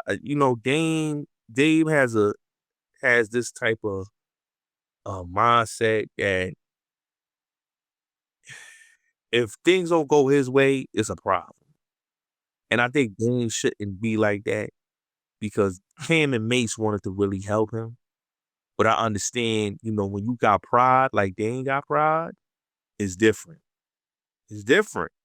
He got pride. I just think that the way that Dame be talking to people sometimes is just too disrespectful. Like he talked down to people. You know what I mean? Yeah, he that's how he is. That's how he is. His mindset is like that. It come off shitty, but that's how he operates. That's how he operates. Yeah, but he said though that he can't really foresee him and Cam squashing it unless Cam gave him some money or something like that, because like Cam brought up his kids and said some personal stuff. So like I don't think he want to squash it after that. I mean, he don't gotta squash it. What he need to do is just have a conversation. Have a conversation with the man. You don't want to squash it with him, don't squash it, but just have a conversation. Yeah. Let the shit go. I like Dame. I like Cam. I just don't like to see them dudes beefing. Right. But you know what I noticed though? I noticed when Dame talks about people that no longer rock with him, like Cam or Kevin Hart and stuff like that, he always alludes to the fact that like people got them on camera doing something stupid, they getting blackmailed, and as a result, they can't fuck with Dame. It's like on some Illuminati type of shit, like he was saying. They don't like Dame, right? Because he has a strong personality, right? The industry don't like him. The Leos, all these guys don't like him, right? But Dame have to understand, bro, if dudes say they willing to work with you, put your damn ego to the side and say, yo, bro, let's get this money. Like Jay already said, bro, he not rocking with him. And he don't gotta say it in many words. He letting them know, the people know he not rocking when you take a man to court. He's the godfather of this man's kids, Panda. And he taking the man as the godfather of his children to court. But they beef, what people gotta understand, they beef was about a female, man. Like Dame knew that it was coming to an end because he made the movie Death for the Dynasty. And the movie was about their relationship. And the movie, the character that was playing Aaliyah was about Aaliyah and Dame and Jay's relationship. So they broke up like how Suge and Dre broke up over Chalet. Dre and Suge was tight. Me, Chalet got in that. Dre and Suge beefing. So when women get involved in empires like that, money get crossed up, alliances get crossed up, and all hell breaks loose. Don't you think though, like when you are experiencing that amount of success, that amount of money and everything like that, you would think there's so many women.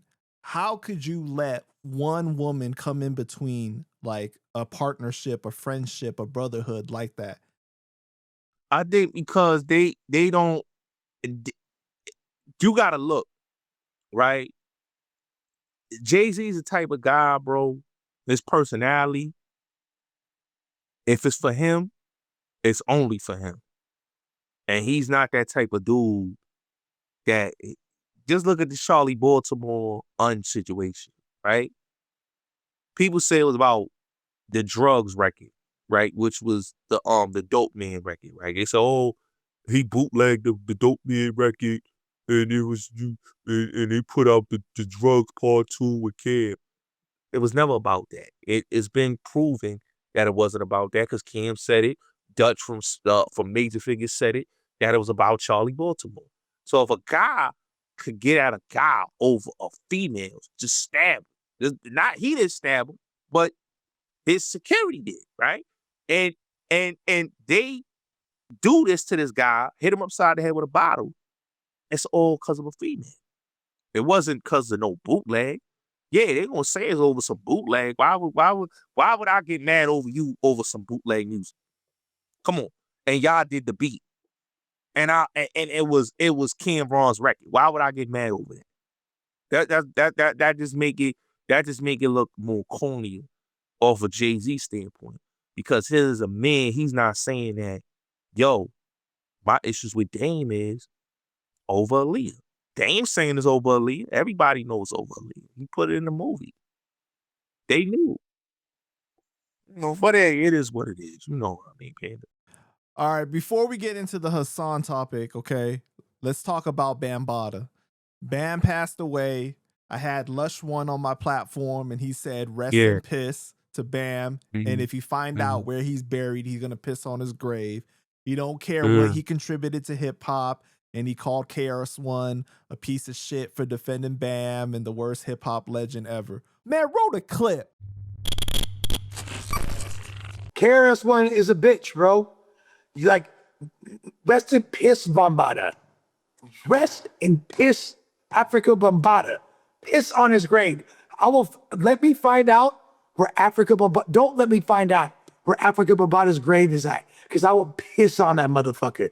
Because I don't give a fuck what you contributed to the music, ingenuity, the culture, whatever the fuck that is. You touched little boys.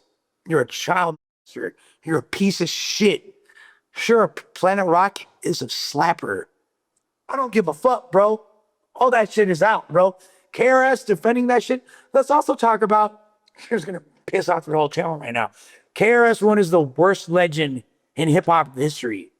He gets by being a great stage performer and a commanding presence. But lyrically, he is below Slick Rick. He's below LL Cool J. He's below Rakim. He's below Big Daddy Kane. He's below Cool G-Rap. And I'm just talking about the dudes from his era. What do you think of that? Here's the thing about Bam, right? With the Bambaataa thing, right? A lot of people gotta look at it like this, right? It's innocent until proven guilty. Because legally, and you can understand this, Panda, legally, nobody has prosecuted him. So it's all allegations. And he died off of just allegations, right? But he didn't show up to court either, though. He didn't show up to court. I know that, Panda. But when it comes to somebody like a beat stinger, right, that said, yo, this is what happened. It didn't happen like that, right? Now, when people look at that Bam story, right, and just look at it before we get into her song, when people look at that story, everybody in Bronx knew that Bam was gay. You know, my step-pop said all the time. A lot of people have said that no, Bam was gay, right? That was no secret that Bam was gay, right? B Stinger said something totally different. Yeah, he was angry and they offered him something. Look, perfect example. Where's the documentary at, Panda? Trapped in the Culture. Where's that documentary at? Did you go on the page? That documentary disappeared. It's vanished. It vamoosed. Because it was never about victims. It was about, we want to destroy the hip-hop culture, whatever the motives was in that. It had some agent shit involved in it. Because a lot of people that was in that documentary has changed their tune. Chuck D was in that documentary. He's talking a little bit different than what he was talking in that documentary. Lord Jamal is not really talking like that. So to me, it was a money grab. People wanted money. People was promised things, and it didn't come into fruition. So the chick that was the director of that documentary, she deleted all the content after Bam died. Don't you find that kind of suspicious? that Bam dies, the documentary is deleted. We can't find it no more. The page is just empty. It's just one post on it. Don't you find that kind of odd? Panda? I guess, yeah. I mean, cause to me, if I'm exposing somebody like that, wouldn't you want to keep the documentary up? Yeah, I don't know, man. I don't know why people's reasons for taking things down. I'm just saying, Panda. Like, I'm just saying, bro. Like what a song says, something just ain't right. Yeah, something ain't right. Just ain't right. To me, it ain't right. Cause if I'm calling somebody a predator, I'm not deleting the documentary. Yeah, but even outside of that though, right? You've heard other people come out and they've said, they're like, we've been known that Bam was doing this, or Yeah, they big, like I said, everybody knew Bam was gay. Powwow, R.I.P. knew he was gay. Everybody knew he was gay. Okay, but gay and being a predator are two different things though. Yeah, but this is the thing, right? When the stories came out, right? When Hassan came out with his video about Bambaataa, right? Hassan said that because they didn't take him to the Justice or Else march, right? In 2015, right? He deleted his video. He said he forgave Bam. He said out his own mouth that in May of 2016, before he officially came out, he hugged Bam, took a picture with him. Him and TC Islam, R.I.P., was in a picture with Bam in 2016. So if somebody did something to me, I'm not taking a picture with them. After I done did a video the previous year in October 2015 saying that they is this type of person. Isn't that kind of contradictory? Panda? Well, I think that's what people are saying is like the main thing that they keep on holding against Hassan, right? They keep on bringing up like, why did you forgive this man, or why did you do this, or whatnot? Yeah. But I don't know, man. Like, it's a complicated thing. Like when you got trauma, it's a complicated thing. That's why a lot of people go back to like the abusers a lot of times. No, but that's true. But this is the thing. If the man did this to you, there's an act out here. Like Beast Nigga's been saying that I was manipulated in saying what I said. So he's saying a person that said he was a victim. What about Bam saying that he didn't know who Beast Stinger was? He didn't, and then Lord Jamar said that he remembers seeing Beast Stinger in the studio back in the day with Bam. Yeah, he said that. But Beast Stinger and him squashed their differences. They was in the park. Like, what was it, 2024, 2025? They was in the park together. Well, they say that he got paid off.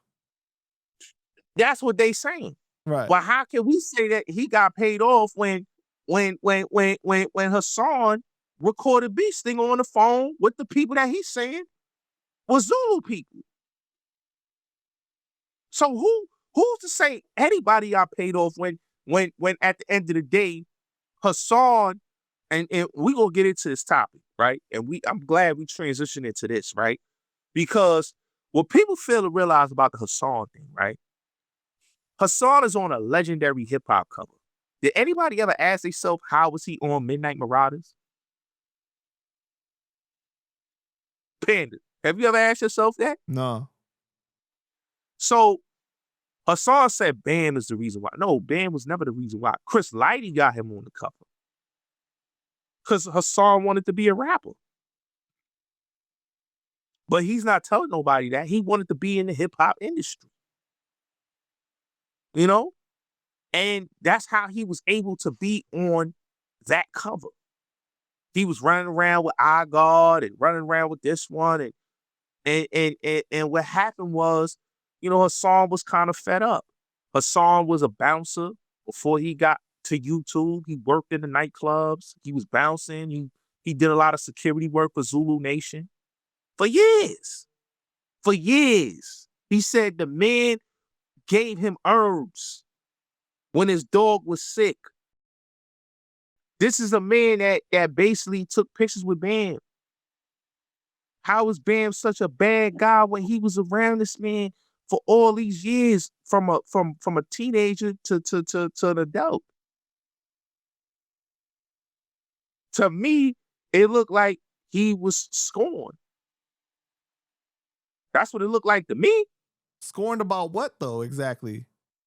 Scorned about he didn't go to, like I told you, to DC. You know? And that's why he was mad. He didn't go to the bus ride in DC, the Justice or Else March, and he was angry with Bam. He did the video, he deleted the video off of Facebook. Star picked the video up.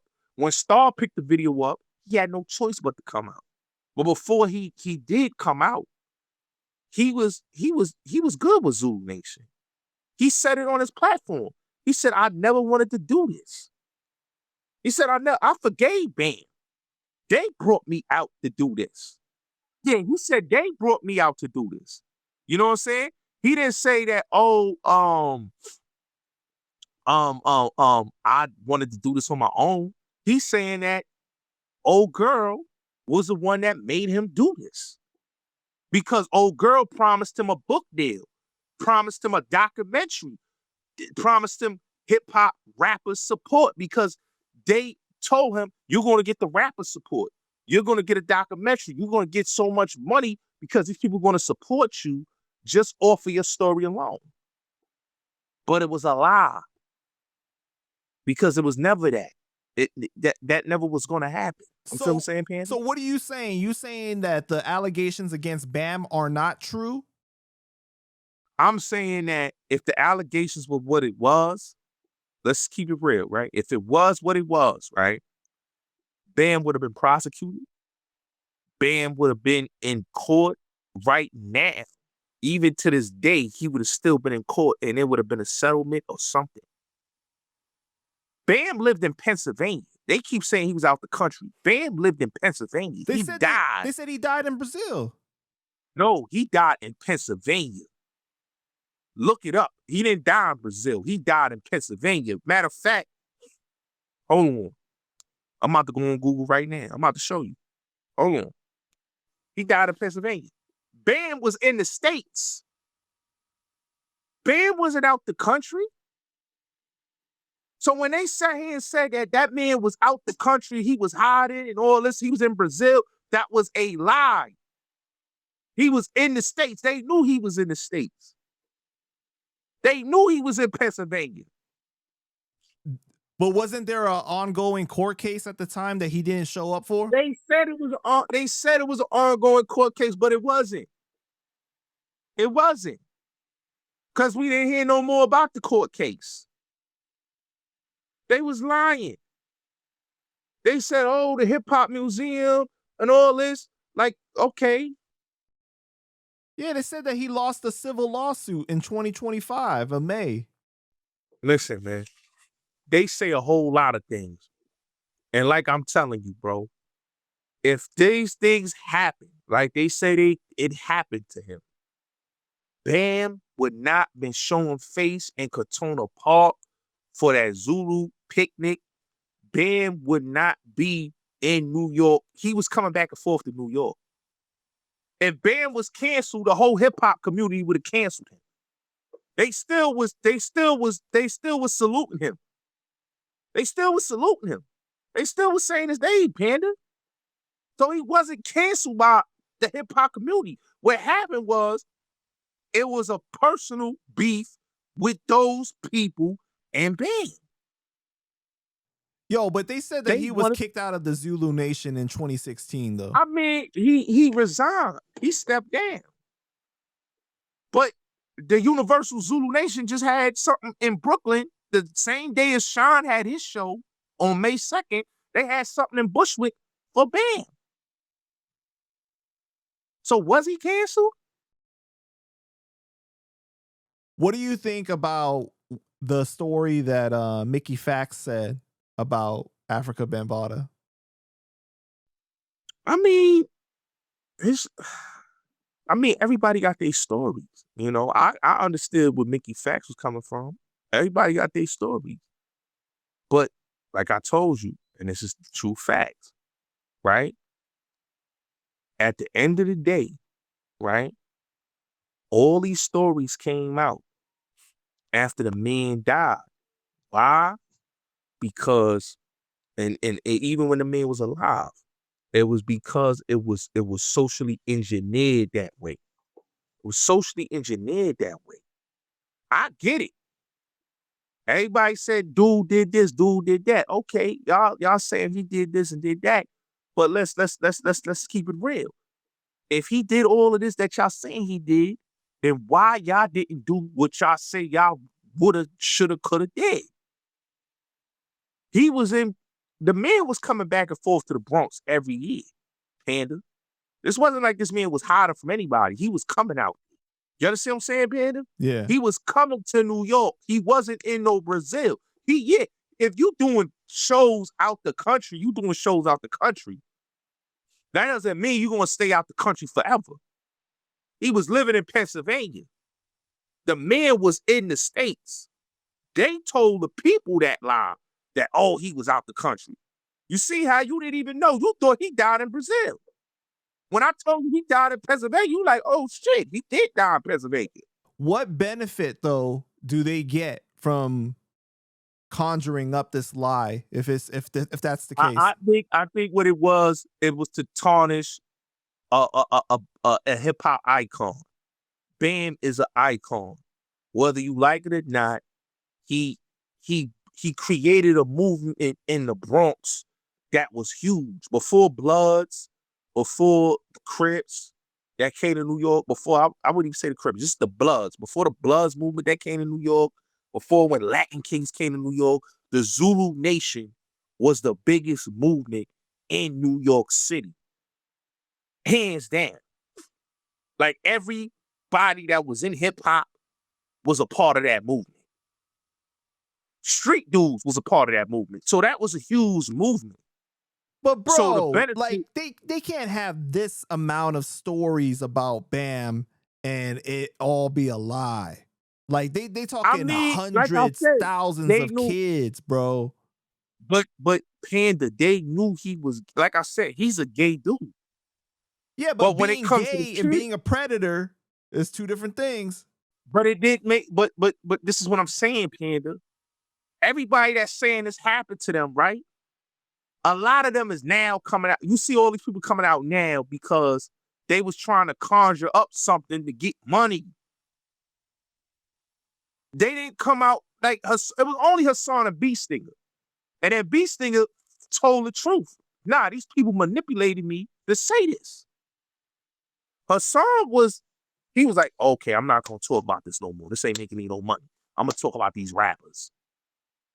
He stopped talking about that. See, if Hassan was really about this happened to him, don't you think Hassan would have had a movement for children? Let's like keep it real, Panda. Don't you think he would have had a movement for people that were victims of that sexual abuse, Panda? I don't know. I don't know if that's in his heart that he wants that. But I'm saying, like, if I'm a victim of sexual abuse and I'm a man that was touched as a child and I'm going out on my platform, going out the limb to speak against predators, wouldn't I want to have a platform for that? I wouldn't be on YouTube talking about, yo, fuck Jim Jones. Yo, come outside with the shooters. Well, but how do you know that he doesn't do his part outside of YouTube to help people? He doesn't. Because if he did, his platform would have been on a Charleston White level. It would have been on a Big Homie CC level. You see, he beefing with Big Homie CC. I don't even care for Big Homie CC, right? Because I think a lot of the shit that he says is lies. But what I give Big Homie CC his credit is he stand on what he said. He started something about getting kids and people that's missing. He's doing that. Charleston White deals with the youth. I don't see Hassan dealing with the youth. I see him talking and getting drunk. and talking about shooting motherfuckers all day. Am I right, Panda? Nah, I can't say that you're right about that completely, man. I don't know, man. I'm just saying. I'm just saying, bro. Like we could agree to disagree. You know, you and me, we always go back and forth. That's why I like having conversation with you. Because we could agree, disagree. You know, my opinion is my opinion. Your opinion is yours. You may feel that he does do his part. I don't feel he do his part. And I was just around saying that I don't know what he does outside of YouTube. If he donates money to or helps people, like you don't know what he's doing outside. Okay. You know? Okay. I understand. How did you feel about the Hassan versus Snook the Crook back and forth? Well, shout out to Snook. A lot of people I know Snook. Snook is from Marlboro. You know, I told you before, I'm from Sheepshead, but I used to be in Marlboro and Coney Island and all that. So shout out to Snook. I appreciate what his platform is about. Him and his mans, Trust Moolah, they doing some positive things. Hassan, Snook called Hassan and Zip and China Brim and Harlem Legend out for what they've been doing. I believe that Hassan, China Brim, Harlem Legend, and Zip with the Drip caused a lot of dissension in the streets. And a lot of people is getting hurt out here off of their platform. How? Well, I mean, if you watch Zip platform or you watch China Brim platform, they got a lot of drama with them. You know, they got a lot of people, you know, they starting up a lot of beefs in the neighborhoods. You know, and they do a lot of goofy shit that's not cool. So somebody like Snook that's watching them, Snook is younger than them, and a lot of dudes that's younger than them is looking at, yo, these dudes is cornballs. How these dudes got a voice? I can understand why Snook feel the way he feel because, you know, these dudes shouldn't have a voice. That's how a lot of people feel about China Brim, about Zip with the Drip, about Hassan Campbell, about Harlem Legend. They feel that way. They feel these dudes, you know, and I feel, even though these dudes bit my whole style, Panda, but I don't really. You think Hassan bit your style? Well, I'm gonna just say this. I helped Hassan out. Hassan, you know, when I was over there with Hassan was doing crazy numbers. Hassan now, he's doing like, what, 15,000, 24,000. He's not even doing 100K, or he's not even doing like 90,000 views like he was doing. Bullets. I remember. Come on, man. Nah. I'm just saying, like, if you watch Hassan, like when I was over there with Hassan and we was cool, Hassan was doing crazy numbers. But he also says that, you know, they've been blackballing his numbers ever since then, though, right? Come on, Panda. Like, he been saying that blackball, like, it's people are done. That's what I said, reinvention. Hassan hasn't reinvented himself.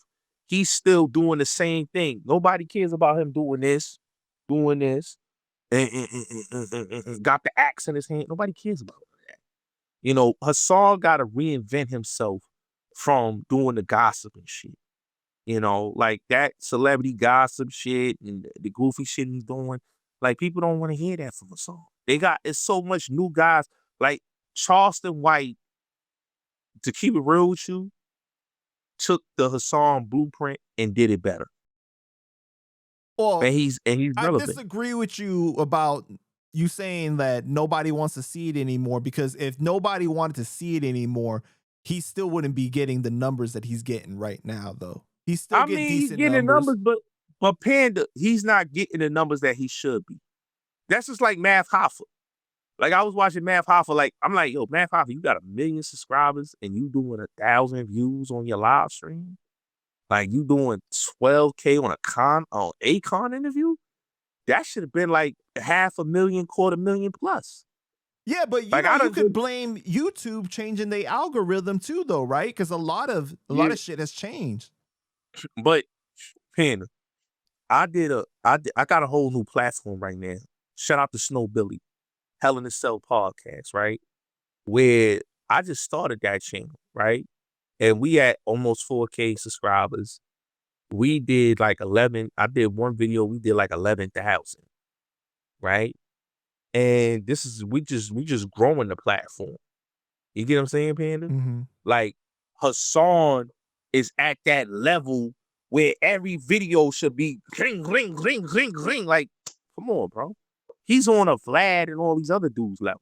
Nah, he's not. Like, I mean, a Vlad level. Vlad is at 6.5 million subscribers. He's on that level. He's in that conversation. Like Hassan been around a long time, Panda. He's been around 2016. He's been in this game a long time. Right. He has been in. Yeah. You know, he's not. It's not like Hassan is a newbie. No. Like me, I'm almost at 200,000 subscribers, right? But it took me time to get there. So you don't think that they blackballing him at all? I don't think they blackball him. I just think the algorithm is tired of him. I think it happens to everybody, Panda. It happens to everybody. Look at Doggie Diamonds. Doggie Diamonds was the guy. Doggie Diamonds don't do the numbers that he did when he first came on the scene. You know why? Because people get tired of Doggie Diamonds being a miserable hater. Whoa. Come on. No. You can't call him a hater, bro. Like, what? I'm being honest, man. He's a bit like, no disrespect. I like Doggie. I bangs with Doggie Diamonds, but he comes off as a miserable hater. You cannot say, "Oh, I rock with him," but you know what? And I'm not trying to come off as a hater, but he comes off as, come on, Bulletz. Nah, he do. What do you think that he does that makes him come across as a hater? Okay, so when he does videos, like he review people music or he reviews certain things, right? Or he doing topics. It's like his approach is on some like the mad rapper. Like he sit there and he's like, yo, son. Yo, I don't like them bad boy dudes. Like that's the way his approach is. Like when it comes to anything outside the box that he don't like, he critiques it and he starts shitting on it. And I'm like, damn, like, why is you so mad, doggy? Because this man done interviewed the who's who. Prodigy, you done had everybody on his platform. 50, everybody, Fabulous, everybody you could name been on his platform. You know, he knows a lot of people in the industry. He was on Drink Champs. He was on Drink Champs. But he feels because he's not on the Drink Champs level, he's not on the Jada and Joe level. He's not on the Cam and Mace level. That is okay. I'ma just shit on everybody. Like the RZA thing was uncalled for because he has a relationship with these guys. Like what is that about? That you want to go at RZA? Like I didn't understand that. Like what is your issue with Prodigy after Prodigy died? You want to put out the interview where they, you know, dudes is going at Prodigy. Like, I just didn't understand that logic with Doggie Diamonds. It's like with Hassan. Like, I feel like dudes is doing anything to stay relevant and stay alive. Well, Hassan, you don't think though that he has a right to say what he feels though?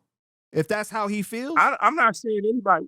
I'm not saying nobody. Listen, I talk my opinion about a lot of things. So I don't critique people's opinion. But I feel like if your opinion becomes like a hater perspective, then it's not an opinion no more. Now it's a whole bunch of hater rage. Like when Hassan talk about certain people, it becomes like, oh, a nigga don't call me. Like Hassan thing is, these rappers don't call him on the phone or he don't have a dialogue with them. It's up with these rappers. If he talked to Jim Jones on the phone, like he talked to Mano, because I heard that Mano conversation. Like I don't know how it came out now, because that's an old conversation. That conversation was recorded in 2022. I heard that conversation in the beginning of I heard it in March of 2022. So I know what he was saying on that phone. You understand what I'm saying? And for him to be on the phone with the Styles P, to be on the phone with these people, he's a fan of these people. He just want to speak to people that he love their music. But it's a certain way that you go about things. Okay. A song way of going about things is wrong. All right, but the way that you talked about Math Hoffa right now, talked about Doggie Diamonds and Hassan and stuff, some people in the comments will be like, yo, you sound like you want some hater rage yourself. Nah, I'm not hating because I'm gonna tell you why, right? Math Hoffa, he he shot himself in the foot when he tried to like go at his own people. Like if I got a team around me and we a unit, like shout out to my team. Like shout out to my brother at Rapmatic. Shout out to my brothers at Hell in the Cell, Snow Billy, and my guy Leak. Shout out to them, right? And a lot of my other guys that I work with behind the scenes that I'm doing projects with, right? It's about a team. You know, your team, everybody eats when you got your team around. Math Hoffa had a Everybody team. eats, B. Yeah, everybody eats, B. So Math Hoffa had a team. He had Esso, he had Heineken, he had That original team was the Champ. best. Yeah, that was the best. He had Champ. Champ was there first, I remember. And he had Wack, he had Bigger. So he had this team around him that was so dope that all of them they flow off each other's energy, right? Once that team broke up, once he said, I'm keeping the money for myself and fuck y'all guys. And y'all can't go and do this interview. Y'all can't go do none of this. It gotta be my platform. That's what hurt his foundation. And that's why his platform is struggling the way it is. Because look, all the guys that was on his platform, they all got platforms now. They all got platforms. Why they need his platform when they all got Spinoza got a platform, Murda got a platform, Champ got a platform, Bigger got a platform, Esso and Heineken got a platform, Met got a platform. Why do they need that when they all got platforms?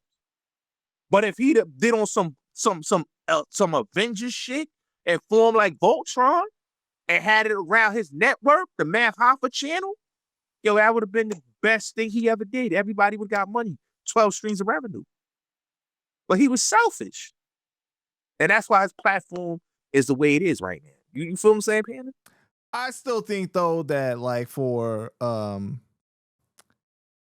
Doggie, you got to give him a little bit more respect, man. He did I a give lot. him respect. Listen, Doggie Diamonds, I give him respect for what he did, interview, journalist-wise. I give him his respect.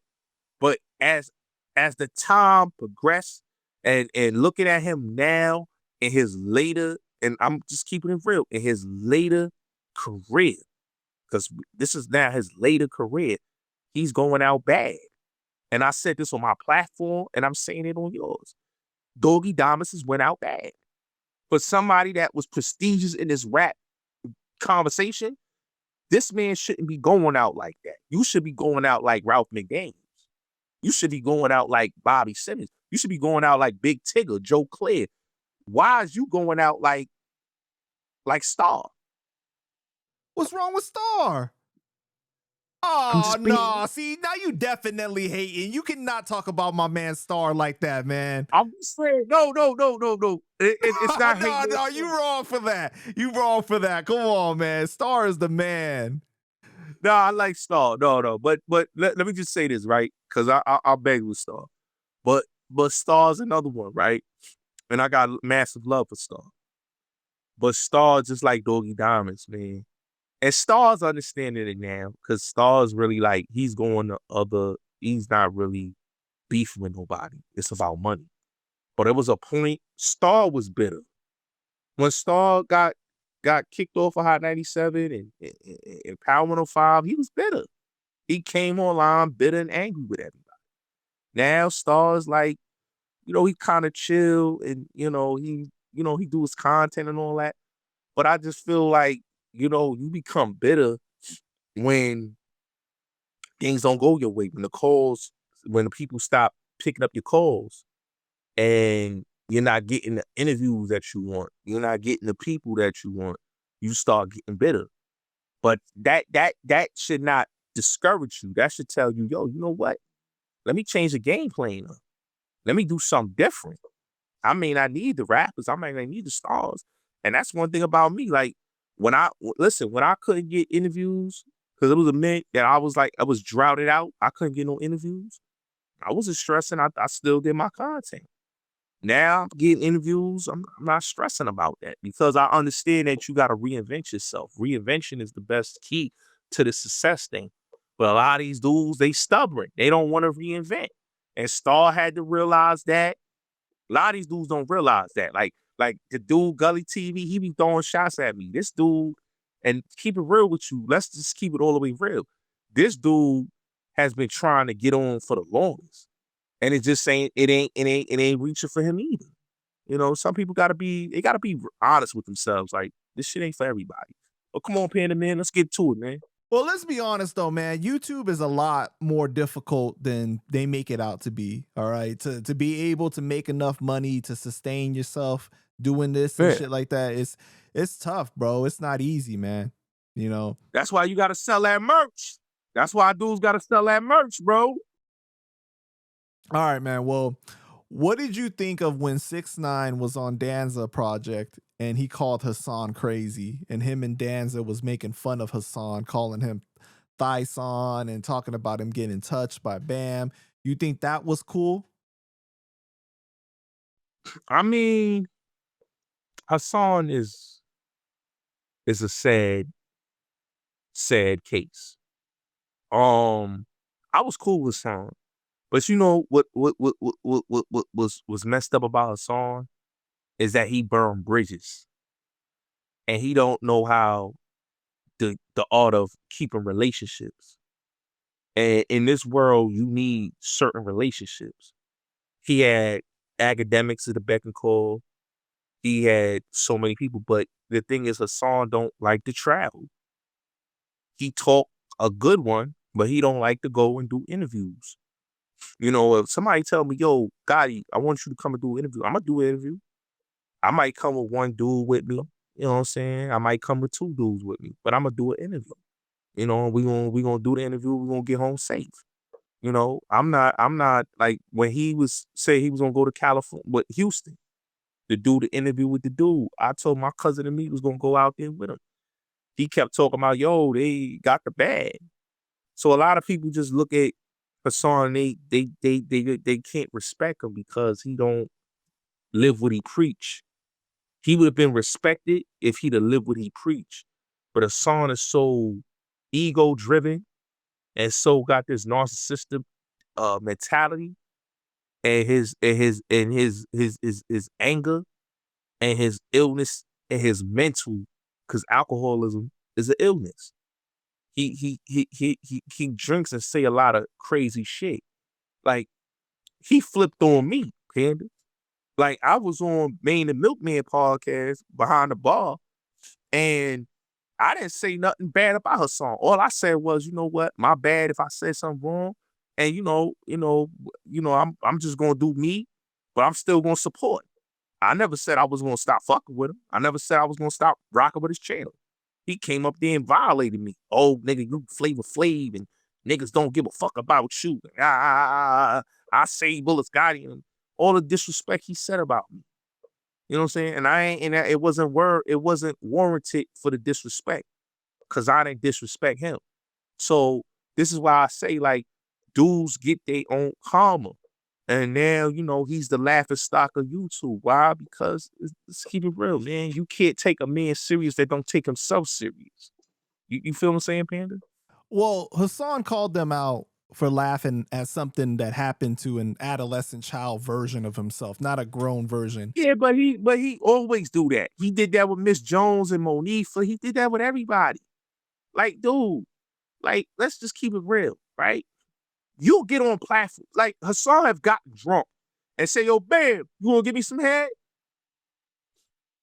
Like, you the one that said, yo, this man died. Put his joint on your thighs and jizzed on it. This is what you said on platforms, right?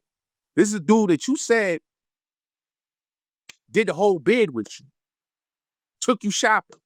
I know where Bam lived. Bam didn't even live in Bronx River. He lived in Parkchester, Unionport Road. My great grandparents lived maybe 2 buildings down from Bam.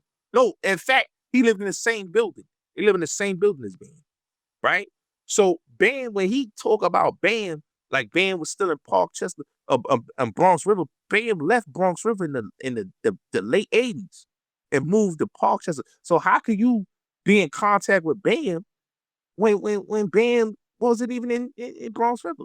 And then when you really take a look at it, you really do your due diligence on Hassan, and you go watch his sister's channel, Medina Pullins, who's a well-renowned pastor, and you watch the interview she do with her pops. I don't hear them saying none of that nonsense Hassan be saying. They say a whole different thing. And he don't even support his sister channel. And she got a whole YouTube channel. You don't even see his sister bring him on the platform. He don't even bring his own father on the platform. But she's sitting up there with her father, having a conversation. So, you know, it's a lot of you don't know contradiction. their relationship, though. You don't know their experience with each other. Listen, if that's my family and my family got a YouTube channel, I'm supporting my family. If that's my father and my father's on a YouTube channel with my sister, I got to bring my father. But do you know if they on like positive terms with each other though? He take pictures with his father. He take pictures. He said, "Yo, that's what I love my pops." Like he told like, "Yo, my pops is this, my pops is that." He be up there bragging about his pops. So this is what I say is contradiction with him. You know, he'll say some off the wall stuff about, you know, penetrating young children. He'll talk some off the wall stuff about penetrating men. All right, Like, but what do you think about Tekashi laughing about this, but he himself has had charges in regards to children, right? Well, a Tekashi thing, let's look at that, right? He was laughing at a song. Okay. Everybody laughing at a song. But Tekashi charges, like, let's really look at that. He was a teenager when that happened. He was 18. He was 18. But he wasn't an adult yet. He was still young. Oh, you right? technically an adult at 18. Yeah. But you know, as in a legal stand, a male don't turn an adult until they 21. That's not true. At 18, you're an adult. In the law, like if you go to jail, yeah, you an adult. But what I'm saying is, when if you go to the club or you go somewhere, you can't drink, you can't. It's 21. Everything is 21. But you legally is an adult. Yes, 18. Yes, but in the situation with Tekashi, it was alleged that he didn't know the girl was what she was 13. like 13, 14, 15, yeah, 13. He didn't know, right? And in that situation, that's a tricky situation. That's not like what Hassan alleges Bam. He's saying Bam was like in his 30s. Right. So it's kind of different than a person that's like 18, 17, 16, because that's to me, that's not a rare thing. Like I remember going to school and I would see dudes when I was in junior high, they would be like 16 in high school and they got a girlfriend in junior high school. That wasn't like something strange. But at the end of the day, Hassan has been saying a lot of things that put your antennas up and say, hold up, homie, you sound like a predator. You heard him say certain things that is questionable. Like he talking about sodomizing men. I don't know any victims playing like that. You know victims playing like that, Panda? I've never heard him say that. I've heard him say. He said it on a joint when he talked about Doggie Diamonds. Where he said he gonna F him. Oh, I've never heard that, but I gotta go back and listen to see. Go look it up. Go look it up. And he said, and another thing, he said about this dude. He said, I don't play with light-skinned niggas. He said, I'm a put a banana in your tailpipe. So when I hear things like that, that's questionable, just like anything is questionable. Because it makes Hassan look like, oh, you a predator. If you saying this one's a predator, you a predator. You feel what I'm saying? But, you know, even with that said, right, with the Tekashi thing, don't you think, though, that Tekashi shouldn't be saying anything, though, if he's, you know, got some kind of charges against him? I mean, listen, he shouldn't say anything, but at the end of the day, you know, you can't get mad at Tekashi if he's saying it. You can't get mad at him because Hassan don't take himself seriously. Hassan don't take himself seriously. What'd you think of the comments that Akademiks made recently about Hassan, and Hassan implying that Ak was at a meeting discussing getting him demonetized and all that stuff? Yeah, but see, Hassan think everybody getting him demonetized. When he got demonetized the first time, he said Fat Joe got him demonetized, and he won. This is how me and him fell out, right?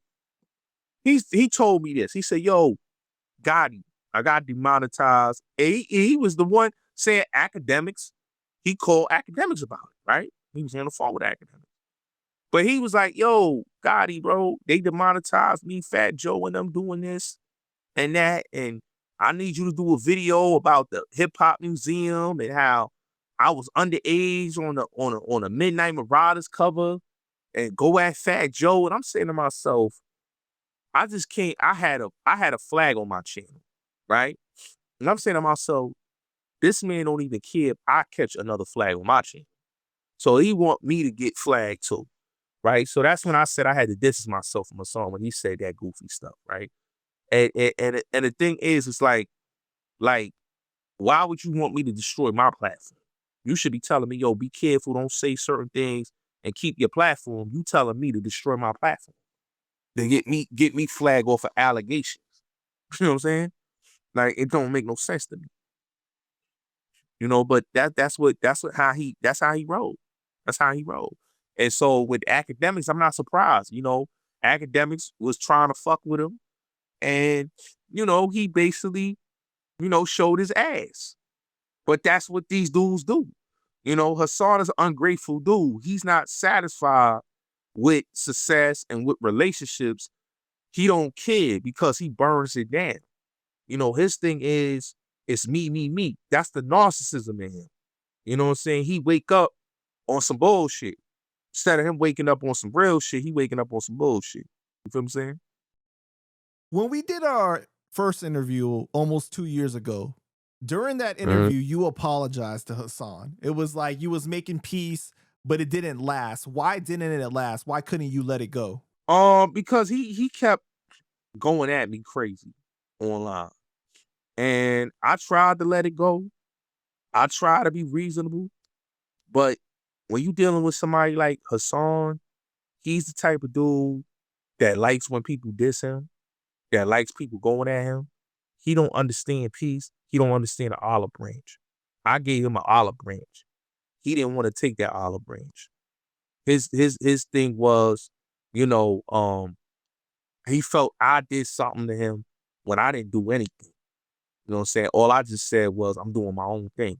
That's not me saying, oh, fuck you, Hassan. That's me saying, yo, I want to do my own thing. I don't want to really get into none of that propaganda you got going on. I got my own situations that I got going on. I want to just keep doing what I'm doing. And you know, he didn't respect that. I had a situation with Troy Ave. He was going at Troy Ave. I'm doing business with Troy Ave. Why would you do something and I told you on the phone that's not what it is? You know, he couldn't listen to what I told him on the phone. He wanted to fuck up my situation. You know what I'm saying? And Hassan never paid me for anything I did for him. You know what I'm saying? Troy Ave broke bread with me. So if somebody break bread with me, why would I want to fuck up that? That's an opportunity for me to get more connections and more bags for me. Like he didn't respect me trying to make a bag for myself. You know what I'm saying? So to count on him to get a bag, you could miss me with that because he ain't helping me with no bags. All right. When we were scheduling this interview, you spoke about some things you wanted to talk about, and one of them was the drop your flag challenge. Okay. Yeah. So are you gonna give Hocus some props for doing something positive, or are we taking the other angle with this situation? I'm gonna get both angles.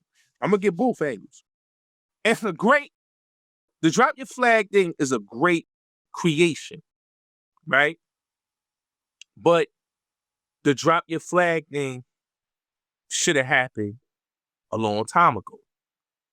Why did Hocus wait till when he caught this federal case to do drop your flag? I feel like Hocus should have did this when he started the rabbit hole. He should have been did this like 2020, because he started that movement 2020. He should have did that 2020, 2021, 2022. You know, why wait till you get hit with the Rico out there in Atlanta, and now you want to talk about drop your flag? I feel like it was some intentions involved. And I feel like if you don't got no opportunities for these guys, then how can you create a movement and you ain't got no type of job opportunities, no type of, programs? It's just drop your flag and that's it. Like, I don't understand that, because these young guys ain't dropping their flags. They still out here. And a lot of them lost homies, and how can they say I'm dropping my flag? It's consequences to that. And Hocus know that. So I feel like, in my opinion, I feel like it's a good movement if it had some great levels to it. If it was started when he started his movement with the rabbit hole, I would have respected. But when you got too many get rich schemes, it becomes questionable, because 1 minute you doing a reality show, next minute you doing a recovery, not recovery, package for people that's dealing in disaster, and then people are saying the money ain't turning up. So it's a whole lot of questionable things with Hocus, man. And I feel like, me personally, it's not no hater, it's not no hate, no hate. Hocus is just, yo, brother, like, come on, man. Like, is it real or is it ain't? Didn't you say that you would agree to do the celebrity boxing match with him? I said, yeah, I bitch said I'll do celebrity boxing with anybody, Hogan, whoever. Like, I wouldn't, like, it doesn't matter to me, but like, shout out to OG Blue. He wanted me to do celebrity boxing, and nobody wanted to do celebrity boxing. So I said, I'm not doing it.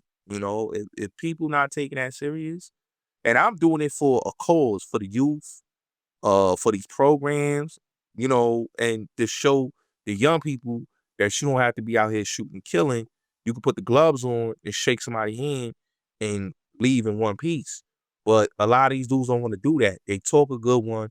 They really don't want to do that. They really just want to keep the beefing going on, and that's it. I don't know though, man. I think Hocus will take you, bro. I'm sorry. I think Hocus gonna knock you out.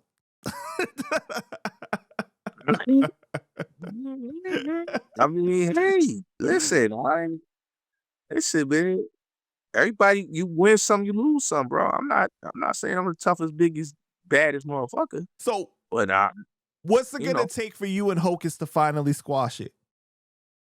I don't have an issue with Hocus. Like, if people think I have an issue with Hocus, I don't really have an issue with him. Like, I don't really, like, critique him. Like, if I'm asked, like, how we talk about it now, like, I speak on it. But I don't really have an issue with Hocus for a fifth. I feel like Hocus, sometimes he needs some criticism. Criticism is the best thing. Hocus, sometimes you need to be criticized. And I hope he's listening. I hope he's watching. Like, Hocus, you got to be criticized sometimes, bro. Sometimes you got to get called out. Like, a lot of times, you can't always get what you want. Sometimes people got to call you out on your bullshit. And I want to be one of them.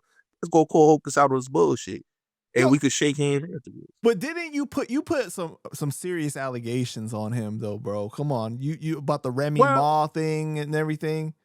Well, like, let me say this, right? Because I stopped talking about that, right? But the people that reached out from his neighborhood, they was in your comment section, Panda. You seen it? It was in your comment section. I don't remember. They confirmed it in the comment section. And what people got to understand is, I'm just reporting what is told to me. People could get offended, but it's people out here that's confirming what I'm saying. So I'm not the one that's lying. I'm just saying, yo, listen, man, this is what they saying about you. If your neighborhood feels this way about you, then it's something that you're not doing good in your neighborhood, that the people in your neighborhood is feeling that way about you. I don't feel that way about Hocus. I feel like Hocus had a good message. he had a great platform, but he had a lot of people in his platform that basically, was in there and they had an ego problem. And that's what really how me and him fell out. Because me and Hocus was cool, but Hocus called me a bitch for Hassan Campbell, which I still don't understand why he called me a bitch. I still don't understand that, Panda. Like, why I got to be a bitch? Like, I didn't call him a bitch. I didn't say, yo, Hocus a bitch ass nigga. Like, I didn't say that. He sat up there with Hassan Campbell calling me a bitch ass nigga, and it had nothing to do with Hocus. Well, But I don't know, man. But I think that you guys need to squash it. You guys need to have a conversation. But I do also think that, like, I get it that you were saying that, like, you weren't the one that came up with the rumor or whatever. You know what I'm saying? But I think that you could have been more responsible in the way that you communicated that, because that is something that is real serious to put on somebody. I feel you. I feel you. You right. You right. You right. Listen, man. When you right, you right. All right. So come on, Panda. What's the next one, All man? right, man. You also wanted to talk about Pete Rock. What happened with Pete Rock? So I watched your interview. What's the dude name? The white dude. M80. M80. Yeah. I watched him, and then I saw a post from Kyle Dawson, right? And he did a post about the Pete Rock and CL Smooth, and I saw an interview with CL Smooth on Delgado. I watched CL Smooth interview on Drink Champs. I'm gonna keep it real. I love Pete Rock. He's one of the greatest producers. He's one of my favorite producers of all time. I feel like Pete Rock is wrong. I feel like he could do albums with whoever he want to do albums with, but it's never gonna be as great as it was with CL Smooth. I'm sorry. I feel that when Nas told CL, like, yo, we gotta do this, it's for the culture. Like, okay, y'all had a discrepancy overseas. And I know the story because my older heads told me. Like, they had a discrepancy overseas. Hands got put on Pete Rock by CL Smooth. He pressed charges. That's known.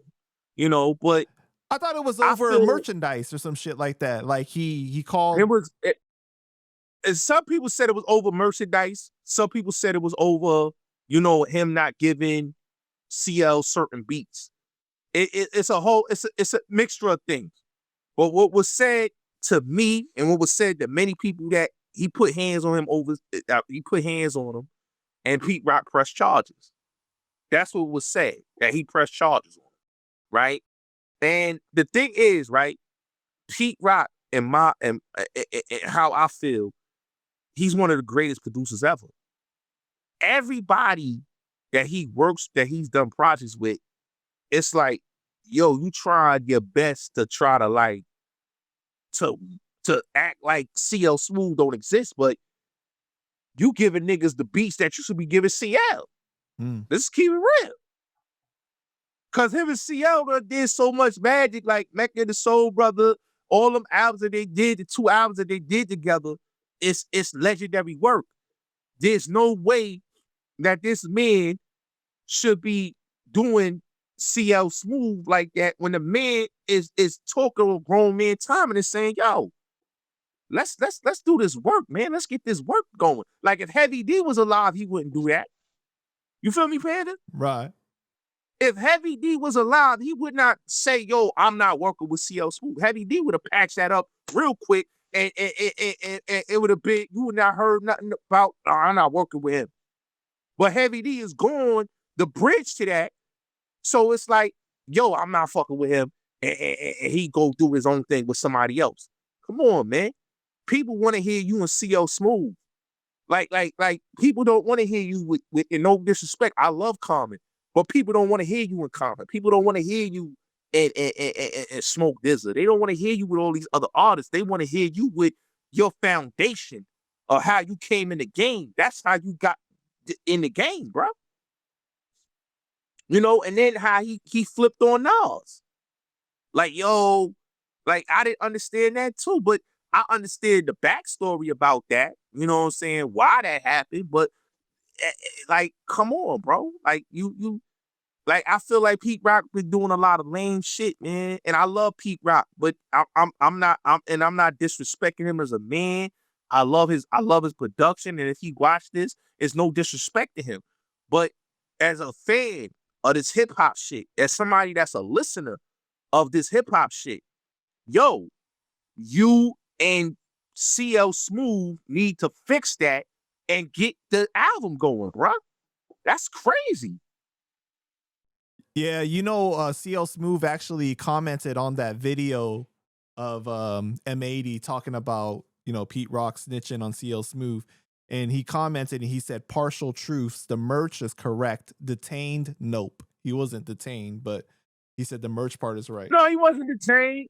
He wasn't detained, but he did put hands on him. You know, and like I said, like, it's certain things you don't do to a man, and you broke bread with this man. This is not a dude that he don't know. You get what I'm saying? Right, this right. is a man. So that's what I'm saying too. It's like, how come you guys couldn't have a conversation or work it out some other way? Like, why did it have to go to that? Especially because you guys on tour together, right? They was on tour. They was on tour, and the thing is like, yo, Panda, he's bugging to say, yo, I don't want to work with him. Like CL Smooth said, Nas is offering them a bag to do an album. And with Nas is doing these legendary albums with all these legendary artists, you telling me you don't want to get that bag, bro? For a Pete Rock CL Smooth album? Cause you stepped in your ego? He bugging, man. And if CL Smooth see this, yo, CL, man, I'm with you on what you say, man. Everybody on grown man timing. These dudes got kids. These not men these is men in their 50s. All right, Bullets, since you talking that shit then, right? What if somebody dropping a bag for you and Hassan to work together? Are you making it happen or not? They want to see the dream team come back together. Hey, listen, I would do that, but like the only way I would do that, and I'm gonna be honest with you, Panda, if he apologized.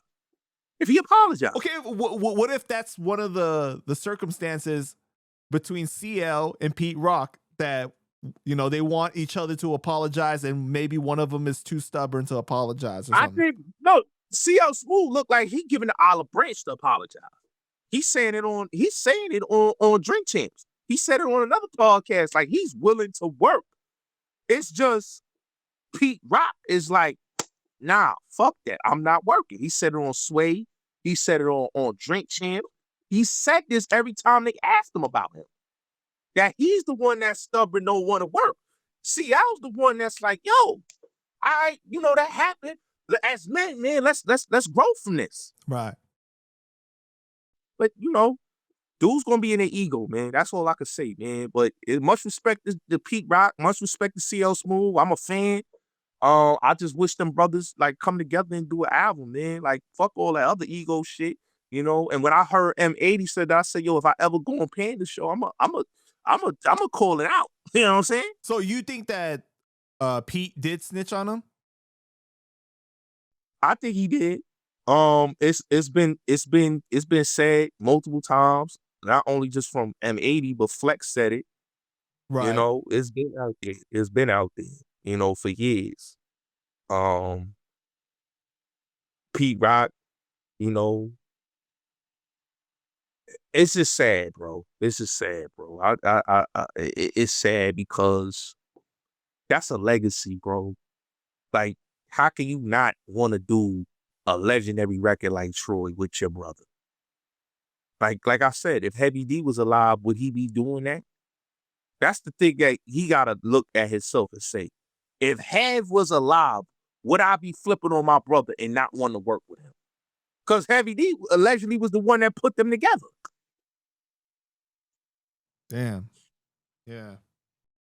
What did you think of the interview I did with 10 Toes Down? Did you guys make peace yet? I spoke to him, actually. No, you didn't. When did you talk to him? I talked to him a couple months ago, actually. In March, him, OG Blue, we was on a three-way call. He wanted me to do a podcast with him. He wanted me to do something with him. Wait, you were in 10 Toes Down? Yeah. It's crazy, right? It's crazy, right? Yeah, you right. Yo, you sure it's not a setup? He not getting ready to knock you out? Yo, I don't know. He offered me to come to Math Hoffa. He offered me to come to the Beat 139. He offered me to come to his podcast. I'm a little iffy, but he's been putting the olive branch out there that he want to work with me. Yo, That's just say as long as you get to bring your mom, because your mom is gangster as hell, okay? Yo, I'm just saying, he keeps saying that. He's like, yo, I want to work with you, Gotti. Like, I'm a fan of you, Gotti. Like, I really want to work with you. Like, he cammed up, I cammed up, and we talked. That was the first time I ever had like a one-on-one conversation with him, like a real talk. Well, I don't think that 10 would try to line you up. He don't strike me as that type of person, bro. Like he seemed real straightforward. Like if he wanted to knock you out or wanted to do something, like he would just be honest with you and be like, "Yeah, I'm gonna do that." You know? Yeah. I know. But yeah, we might do something. Me and 10. We might do something. It might be in the works. Well, what did you think of the interview I did with him though? For the parts that he was talking about you. It was a funny interview. I watched it. It was funny. He was trying to go. He was going at me crazy on there. But I watched it. You was defending me though.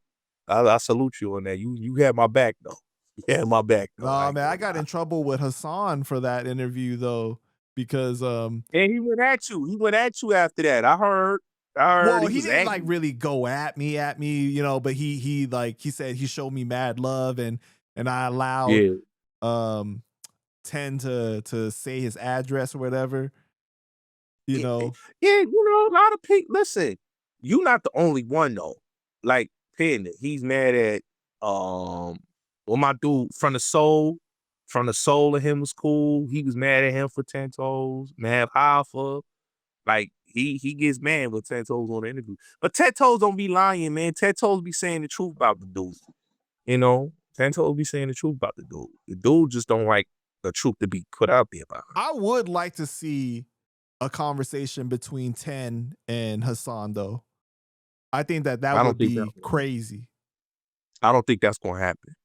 I don't think it's gonna happen either, but I think that it would be big. Yeah, it would. Because if they really want to talk about making a change and inspiring the youth and all this stuff like that, I think that if those two could actually have a conversation, that would be crazy. Yeah, I agree.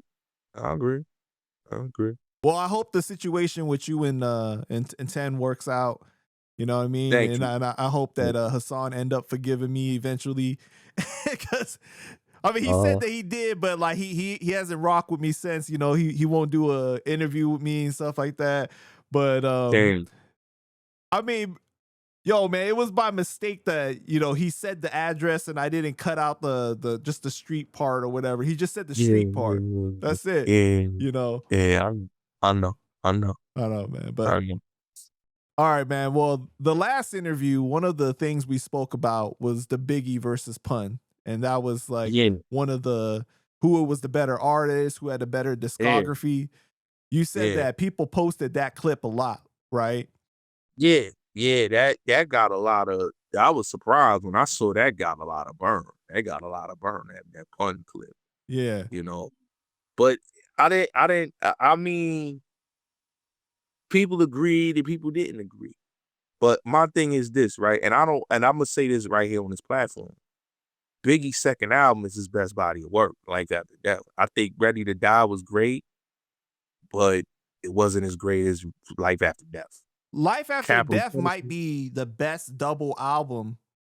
Yeah, it is. It is. Next to All Eyes on Me and next to Woo Forever. Yeah, those are like the 3 best double albums in hip hop history.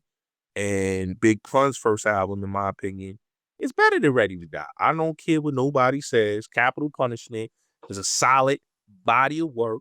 I was listening to that album like 2 weeks ago. I still say that's the best body of work ever. He gave you different type of elements. He gave you his lover side. He gave you his street side. He gave you his super lyrical side. He even gave you his singing side. So Pun Pun, in my opinion, is up there. You know, people need to give Pun his credit. I think they don't give him his credit because he was a Spanish rapper that just was nice. Right. You know, was nice. And I'm just gonna be honest. But I do want to talk about this on your platform because I want to talk about these two dudes. I want to talk about Jay-Z and I want to talk about Eminem. Wait. Before we get to that though, okay? What about the suspect lyrics from Biggie and then the Transformer in the music video? Oh, yeah. Yo, so Biggie had a lot of suspect lyrics. He said, "You look so good," or "Suckle your," and he said them ugly escape bitches and all that. Biggie, he played with words. A lot of people say it was suspect, but everybody had some suspect lyrics back in them days. Right. And if you're really gonna take a look at the 90s rap, every rapper in the 90s had suspect lyrics that people call suspect. So nothing that Biggie said was different from any other rapper. Big L had suspect lyrics, Eminem, everybody has suspect lyrics. I feel like Biggie just got the flack because he's a polarizing figure. Mm. And then it's the fact of the video. Now it came out. This is the thing. It came out that the girl that they said was a Transformer wasn't a Transformer. Somehow they found out who the chick was. I don't want to put a picture, a page out there, anything. But they found out that she was not what they alleged that she was. You know, Choke and Gene put that out there, which was not cool because, you know, the woman, she feel like, damn, y'all putting that out there. Her cousin had to come out and say, nah, my cousin ain't no Transformer. Y'all wildin'. You know what I'm saying? But Gene and them put that out there. Gene and them ran with that, and then it just went crazy. And that's crazy. You know, I got no issue with Gene, but come on, Gene. Why would you put that out there, bro? You know, I feel like people were trying to grasp onto the whole Diddy thing and be like, oh, because of Diddy's suspect certain things, like they try to attach the Biggie situation to it. Yeah, but it was crazy how they did that because it's like people are still living, man. And a lot of people live a low profile life. And I think that people do that. You don't know what you do to a person mentally. You know, I bangs with Choke, but Choke be wildin'. I bangs with Gene. Gene be wildin'. Cause it's like you put that jacket on that man and that's not cool. How you gonna say you bang with Big and then you gonna say Big was in a bed with a Transformer? Come on, man. That's crazy. Yeah, man. And you know, my man Mark Hicks, who he did street team like work for Bad Boy back in the day and everything like that in Detroit. Shout out. I saw his interview. Shout out to Mark Hicks, man. I saw his interview. And he spoke about this and he said that the times that he interacted with Biggie, he never got any funny vibes from him or anything like that. He just was a funny guy. He was a funny black dude, man. Everybody I talked to that met Big, I never met Big. You understand what I'm saying? But everybody I talked to that have met Big personally, it's love. Funny dude. You understand what I'm saying? He wasn't no handsome dude, but he was a funny dude that the women love him just because he was funny. You know what I'm saying? And he was flying fat. Mm-hmm. So it's like, it's kind of corny people, you know, be putting them things. And Wack said that goofy stuff, and other dudes, and Reggie and all them, they said all that goofy stuff. Like, come on, man. Like, y'all, that's some hating shit. Come on. All right, what you got to say about Jay-Z? So, I'm going to say this, right? Panda, and I know a lot of people with this whole Jay-Z thing right now that he's going on this Reasonable Doubt. How you feel about Reasonable Doubt, Panda? Do you think it's the top 5 album? I love Reasonable Doubt. Okay. So, when we go and we think back to 1996, right? There's 4 important albums that came out that year. 5, probably. Right? It's Aquemini by Outkast. It's The Score by Foodies. It's It Was Written by Nas. It's All Eyes on Me by Tupac. And it's Iron Man by Ghostface Killer. Right? These are important albums in 1996. Jay-Z album is not on that conversation. Jay-Z wasn't even in the conversation. Jay-Z album, Reasonable Doubt, didn't become platinum until 2002. Right? So that's like, what, 6 years? 6, 7 years? Paying him? Right. Yeah. So his whole style was other people's style. Like, Bad Boy was hot in 97. His second album was a Bad Boy album. There was a lot of Biggie and Puff and Mace throwaways, right? DMX is hot in 98. He takes the DMX formula and he uses it as his formula. You know, he's blackballed a lot of people, like the Minos, like other rappers we could name, like Dane Grease with Vacant Lot. Like, this is what he does, right? Well, Jay and they say that he stole Young Chris's style. He stole Young Chris style. He definitely did. He stole Young Chris style. He stole the swag of Philly, and he used it to his advantage because Jay-Z's never had a style. You know, that's why a lot of rappers from his era, you know, had an issue with him because he wasn't original. You hear Daz Dilla just said he stole his fucking verse. He stole his verse. You know what I'm saying? Like, he's kind of mad about that. He said, yo, Jay-Z was listening to Serial Killer and stole my verse. They gave it to Dr. Dre. So it's like he was swagger jacking everybody's verse. And then people, he's doing his whole world tour. He's talking about, dissing is whack and all that. But he's dissed every rapper in the game, hated on every rapper. He dissed Big Pun. He dissed Fat Joe. He dissed Mace. He dissed Nas. He dissed Cameron. He dissed 50. He dissed every rapper in the game. And now he's saying in 2026 that this shit is whack. He hates on Drake, hates on older rappers that's making good music, and saying that, this a young man's sport. How you hating on older rappers that's making good music? The older rappers is keeping the culture alive. Right. Let's keep it real. Right. The older rappers is the rappers that's keeping the culture alive right now is the older rappers. So how are you mad at the older rappers? Because your music don't sound great. Jay-Z music hasn't been as great in years. I don't know when the last time a Jay-Z song has been like 4 for 4 was trash. You know, Blueprint 3 wasn't all that great. He hasn't had a great album since American Gangster. And now in 2026, he's trying to do, I want to work with Alchemist, somebody that was working with Prodigy. He never want to work with him before. He turned, like, a lot of this shit is like, he's doing things to reinvent himself. But it's like, people's not going for it. People are tired of the Jay-Z wave, man. He's overrated. He's never had an era. He's never been considered. I think they robbed DMX in 98 because the two dudes that had the best album in 1998 was DMX and Big Pun. The best debuts. Yeah. They robbed DMX. They didn't nominate DMX, and they robbed Big Pun. And they robbed Mace too, because Mace had a great album in 97.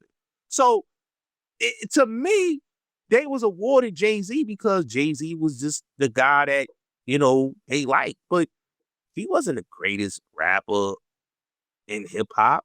I mean, let's look at it. He didn't get on until he was like 27, 28 years old. Wait, you really think that he was overrated? Yeah. I think he's overrated. I don't think he's like on a level of like you put him as underrated or any of that. I don't think he's GOAT. I think, like Trick Daddy said, I think the GOAT is LL Cool J. He's the greatest of all time. That's his title. He's the Mike Jordan of this. I don't think Jay-Z is on that level. He's never had errors. LL had an error. LL, every summer, LL come out with a banger. Wait, what do you mean he never had errors? I mean, he had Blueprint. Jay-Z. During the time of Blueprint, Dynasty, all that stuff, like Black Album, those were big times for him, bro. I mean, but you have to look at it. Blueprint, that was his best, in my opinion, that was maybe his best time. That After definitely was his most recognized time. It was his most recognized time. Like, I remember when that album came out, he was all over the TV. I don't care if you was watching MTV, BET, that's all you saw with Jay-Z. Right. That's what we saw. All his videos. He did the VMAs that year with the Chicago Bulls jersey. Like that was what he was the guy, right? He did Summer Jam where he dissed Nas. That was his year. I give him that.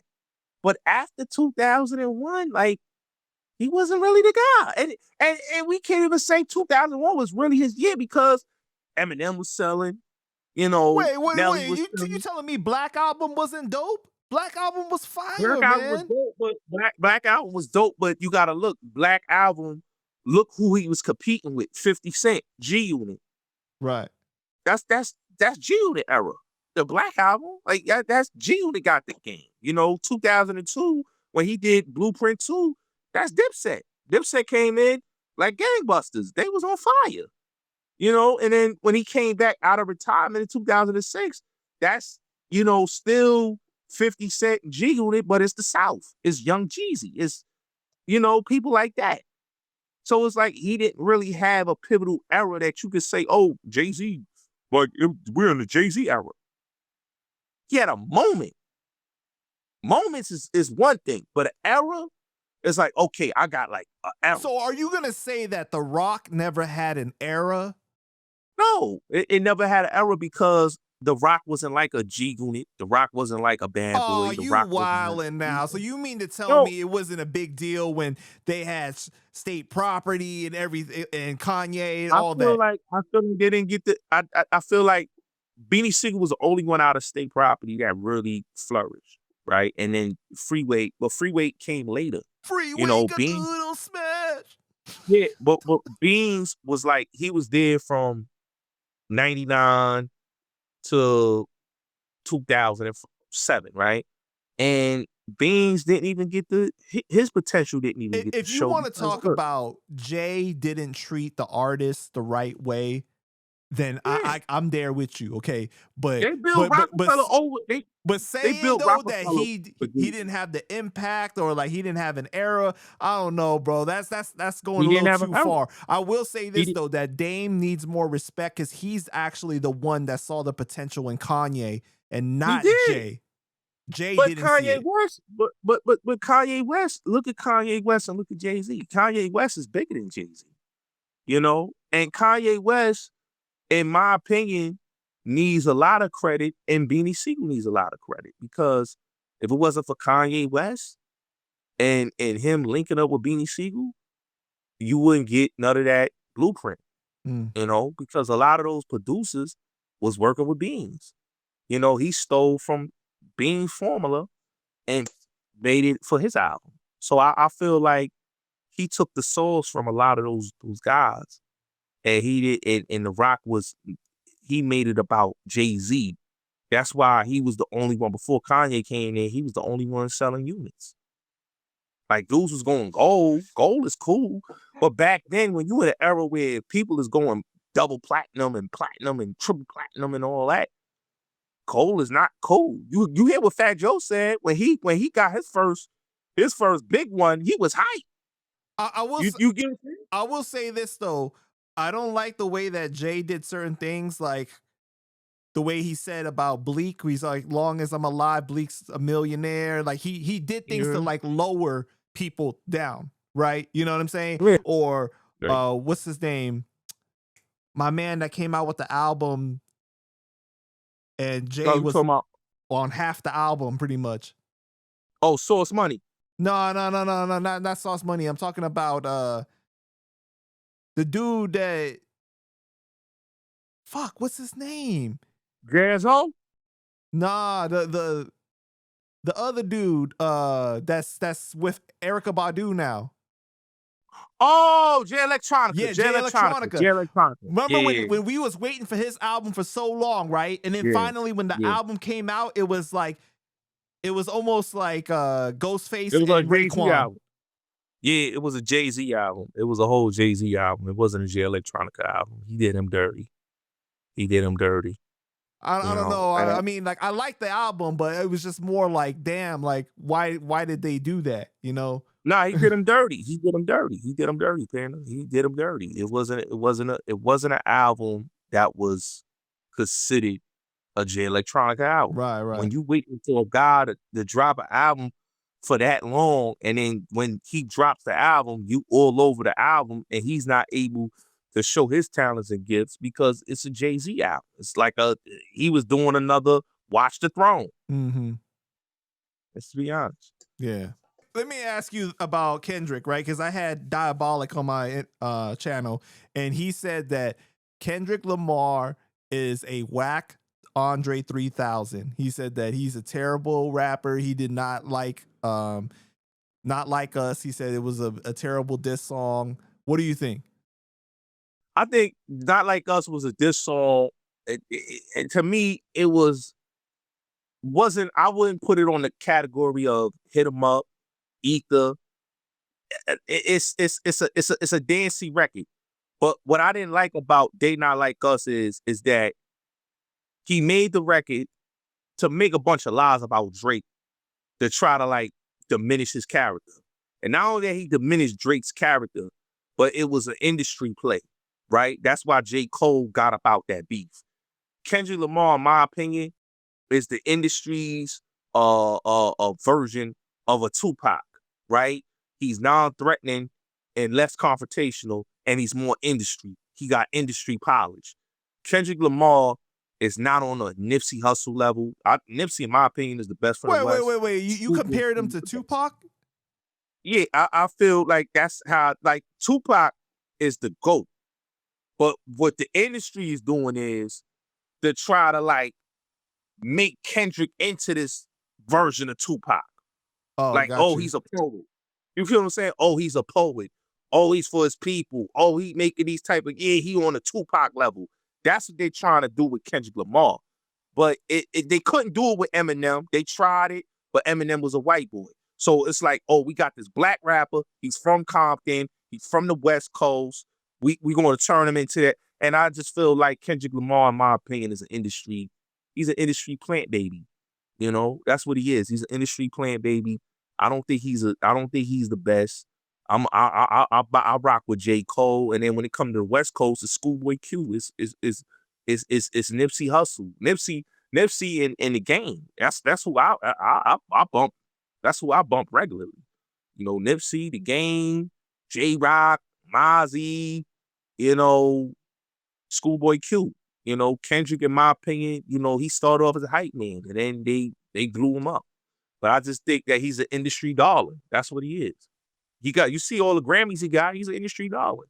All right. Well, first of all, for Kendrick, I feel like that song, Not Like Us, like you said, it's a dance kind of record. I thought it was ridiculous when people were naming it the best diss song of all time, like where people started coming out with these lists, right? Like these articles and shit like that. I'm just like, that's ridiculous. You guys are prisoners of the moment. There's no way you're gonna put that song. It was the dick riders. It was the dick riders like Joe Buttons and the dick riders like the Rory and Malls and all the dick riding the Ray Daniels and all those goofies that got podcasts. They was dick riding and because they don't like Drake, right? But at the end of the day, how y'all don't like a man that has basically giving everybody a big feature in the game? Kendrick, you name it. Anybody you name, he done gave them a big feature and made they stock revenue go up. Okay, but so how y'all gonna be mad at Drake? You know, you said that he created that song Not Like Us to put a whole bunch of lies on Drake, right?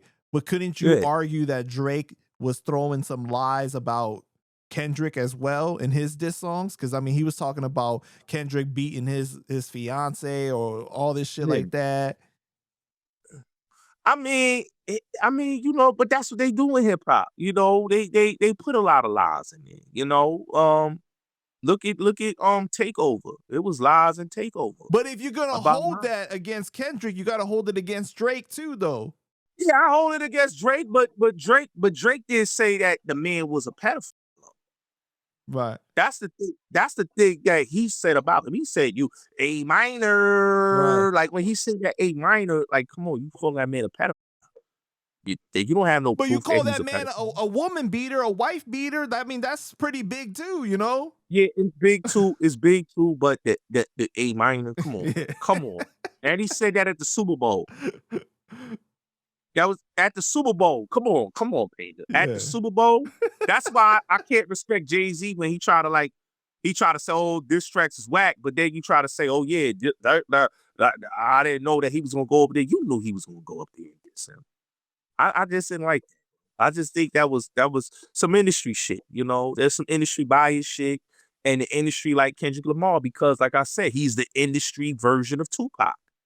You know, he's the fake version of Tupac. You know what I'm saying? And that's the one that the industry wants. So you telling me you did not like Good Kid, Mad City? I liked it, but I tell people after that, and I got Pimp a Butterfly. I got it upstairs in my thing. I got Pimp a Butterfly. But after Pimp a Butterfly, I just stopped. I tuned out his music. I didn't like his music no more. You know, I didn't care for Kendrick after that. You know, I think like Kendrick, his music just didn't grow to the potential of liking him as an artist. Like with J. Cole, his music grew with me. I still bang J. Cole. I still listen to J. Cole to this day. I think J. Cole is one of the best out there, and he don't have to do what Kendrick did. Kendrick had to diss somebody like to get known. Just keep it real. What do you mean to get known? I mean, look at what he did when he with Control. He said, "Yo, I'm the king of New York." Okay, and all right. But yeah. But what about? It seemed like Drake fell out with pretty much everybody that he was cool with before. The Weeknd, he fell out with A$AP Rocky. You know what I mean? Like, yeah, because all of them, they jumped on a bandwagon and was jacking Kendrick Lamar. That was crazy. You know, Drake gave a lot of them dudes their biggest records. How y'all gonna flip on him? Kendrick don't give. When you know Kendrick to do records with any artist. It's not common. Okay then. Unless they a huge artist, he's doing a record with. He's like Jay-Z. He don't do records with everybody. Right. Eminem is like that. He don't do records with everybody. So Drake is one artist that'll do records with any and everybody. You hot, he jumping on the record with you. You hot in the streets, I'm jumping on the record with you. Kendrick not jumping on no records with nobody that's hot in the streets. If you not mainstream, he not jumping on the record. All right, well, fuck all that, okay? This is what I really want to get to now, because you done got me fired up now, okay? What's up with these big ass rappers that be going on all these people's platforms that ain't from the culture, you know what I mean? Not supporting people come up. Like, oh, I'm gonna go do an interview with Bobby, whatever that bitch's name is, instead of going to go do one with the fucking real hip hop platform. Like, come on, man. But they get that from Jay-Z. Jay-Z started that.